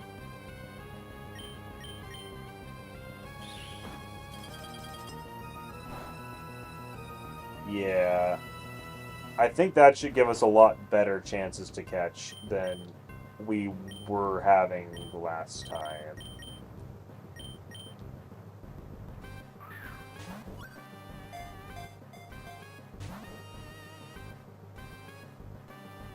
Woke up. Hydro Pump. Thank you for missing. You only have one Calm Mind up and it's not raining, so maybe I would have lived, but probably not. One Calm Mind up is like a big increase.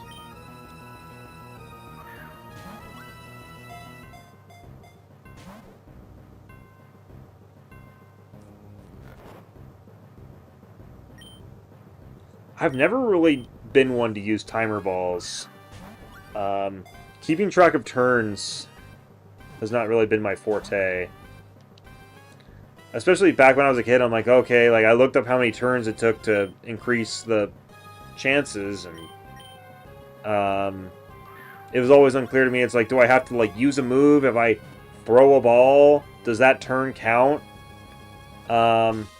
Okay, yeah, I guess I just needed to get its HP down a bit more.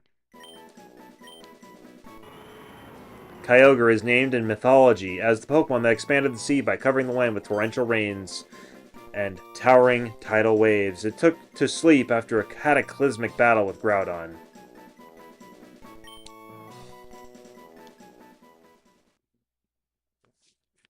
Sweet.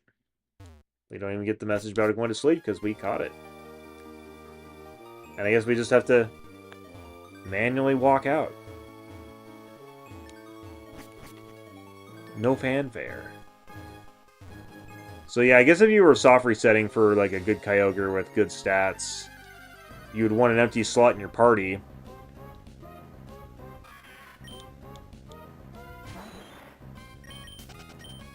So you could just check right away.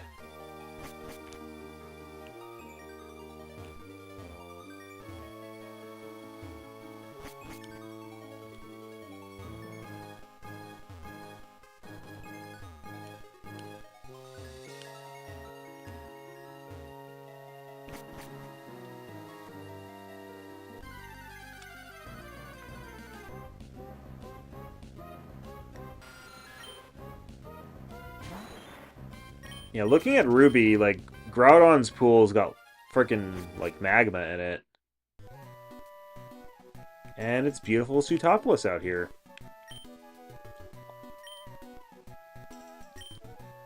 All life starts at the Cave of Origin and ends at Mount Pyre. Where do people and Pokemon come from? Where are we bound? I'm really curious, about Kyogre, like what nature and everything it is. Just because, you know, it'd be cool if it was good.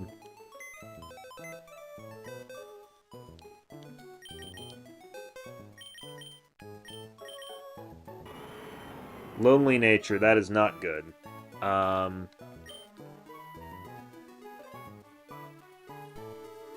Let's check an IV calculator.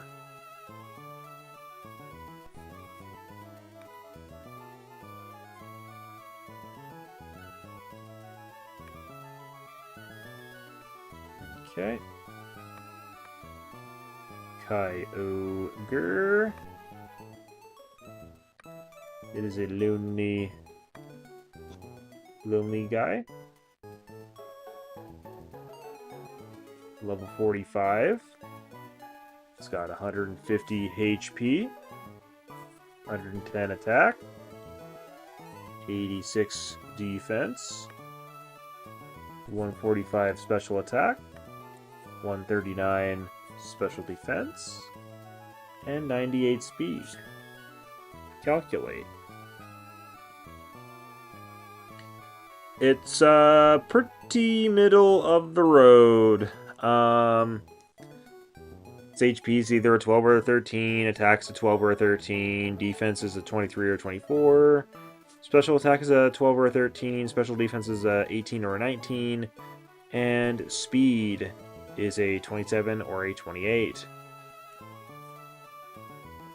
So basically,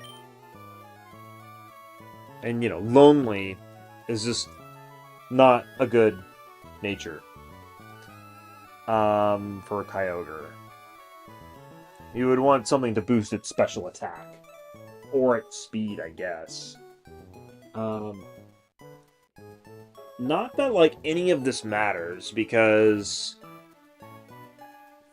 the only thing that you can do with Kyogre is, I mean, you can use it to frickin' wipe the floor with any challenge you come across, but, like, anything where, like, the stats are really gonna matter, for one, there's PvP, which, not really a concern in Gen 3 for me.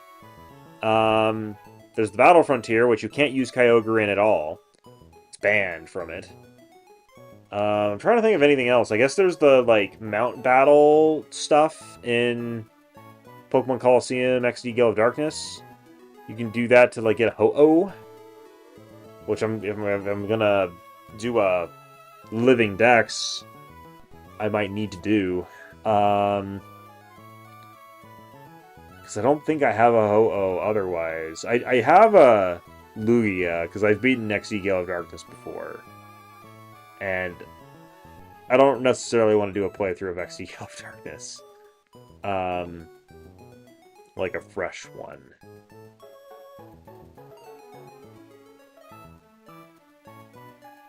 But yeah, like, any Kyogre is going to probably be able to do that just fine. And if I really want to reset for a Kyogre, I can do so in Emerald. I can do so in Emerald just fine. So, I think this is probably worth keeping. Because I'm talking through this all right now because, like, oh, should I just, you know, soft reset and end the stream here and make this a reset point for Kyogre? And, like, a part of me must be like, oh, yeah, you know, I should go at least for a decent nature. But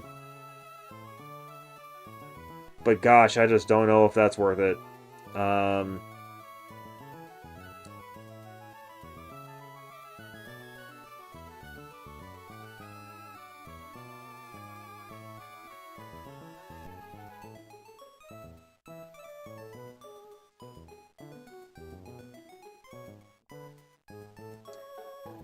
Ooh, boy.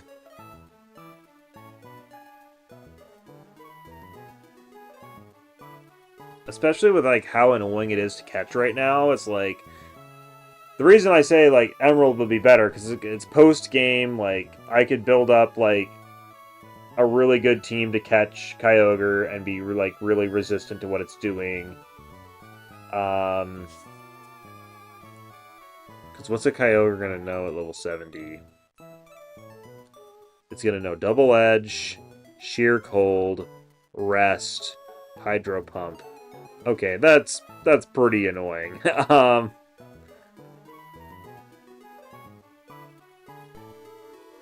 Double Edge is bad because recoil damage on itself is just so annoying to deal with. Rest is bad because just like, oh, it restores all of its health. Like, Sheer Cold, awful. Awful. Well, not too bad. Like, if you have a Pokemon that's, like, higher than level 70, then Sheer Cold, I think, cannot hit, right? You can only use Sheer Cold on Pokemon that are of the same level of you or lower than you. So, maybe that would be okay. And then Hydro Pump is just devastating, as we saw.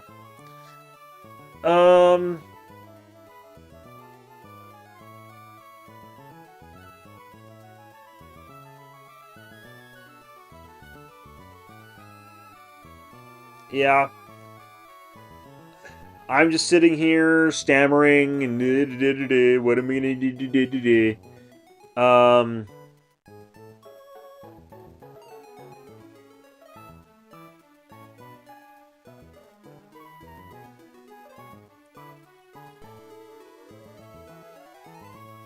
Because, yeah, I mean, surely it's not worth my time to, like, revert to be in front of the Kyogre and, like, catch it over and over again with this team, which you saw, just catching it one time took 3 attempts. I don't have... Like, I just have to hope it doesn't Calm Mind too much, and hope it doesn't just murder me right away, and at the same time. And then hope I can get its HP down, because, like, I don't have False Swipe.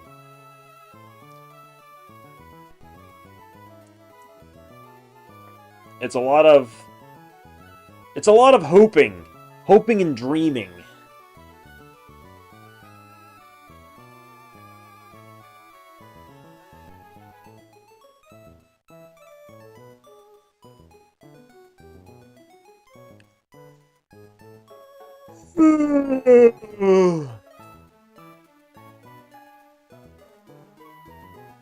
But yeah, I think I'm just going to keep this Kyogre as it is. I can still reset for Rayquaza if I want to. I can, you know, reset the Regis if I want to. None of those are impeding my forward progress in the story of this game. like this Kyogre was. So I think I'm just gonna stick with what I got. And yeah.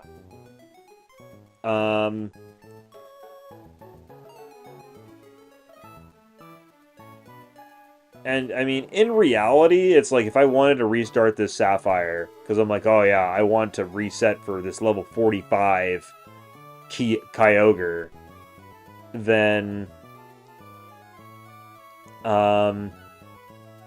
like you could breeze through this game so fast. Especially if I trade in Pokemon for that express purpose.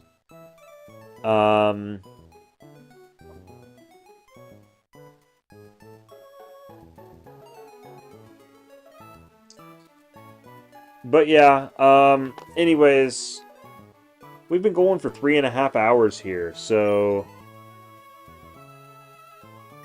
I think the proper course of action is going to be to sign off, and then next time we'll do the Sutopolis gym, the water gym. I suppose I should heal.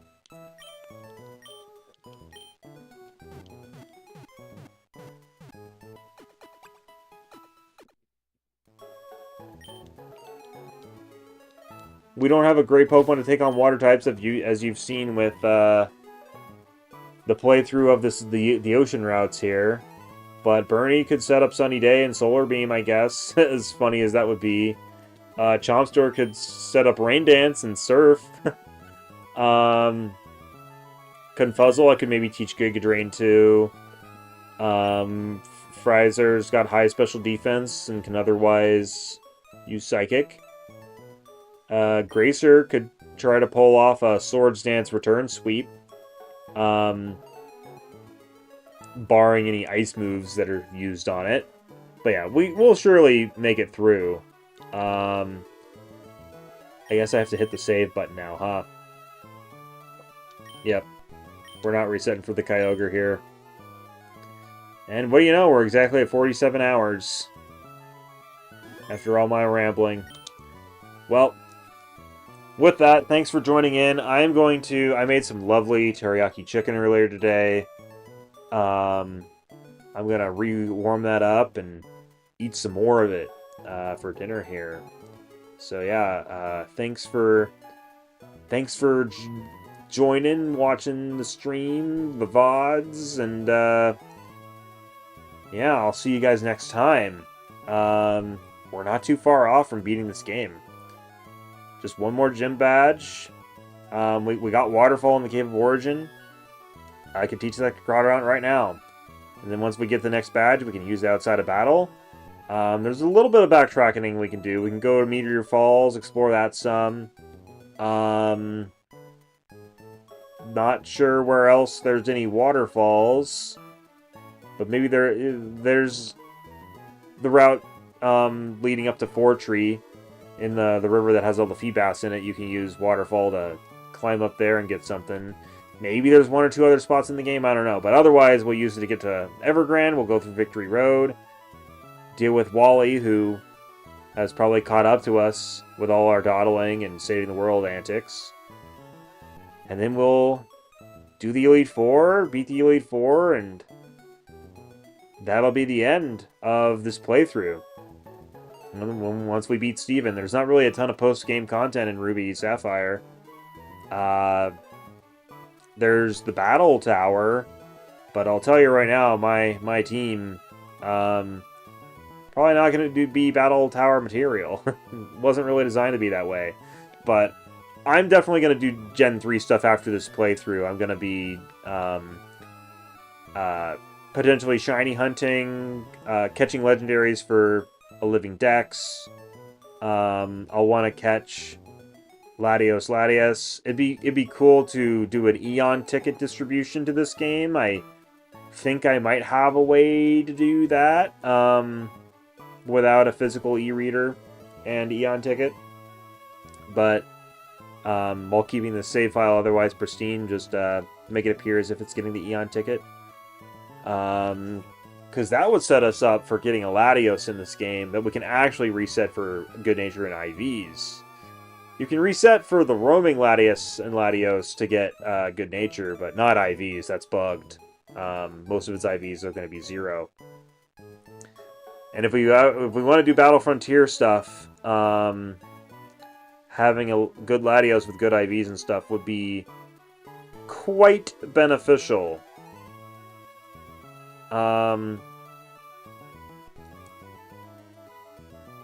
But yeah, that's just my rambling right now. Longest stream I've done, but I'm still feeling pretty good. I've got a lot of other video games to play in the meantime. I'm going to go to PAX West, try to enter some tournaments there, so I'm playing some Double Dash, looking at Pokemon Battle Revolution, see if I can remember what the heck's going on in that game. Nintendo World Championships NES Edition. Some Mario parties. It's all going to be a fun time. I'm really looking forward to that trip. Got a whole group of friends going, and oh, it's gonna be fun, I think. But for now, I'll see you guys next time, and we'll, only a couple more streams to cap off this game, the story mode. And I'll stream the rest of the, through the Elite Four and Champion at least. After that, I might stream some of my shiny hunts. I kind of doubt it, because it's a lot more comfortable just to play this game in handheld and, not have to look at a TV to necessarily do it. That's just kind of the ergonomics and creature comforts of playing Pokemon on a handheld device.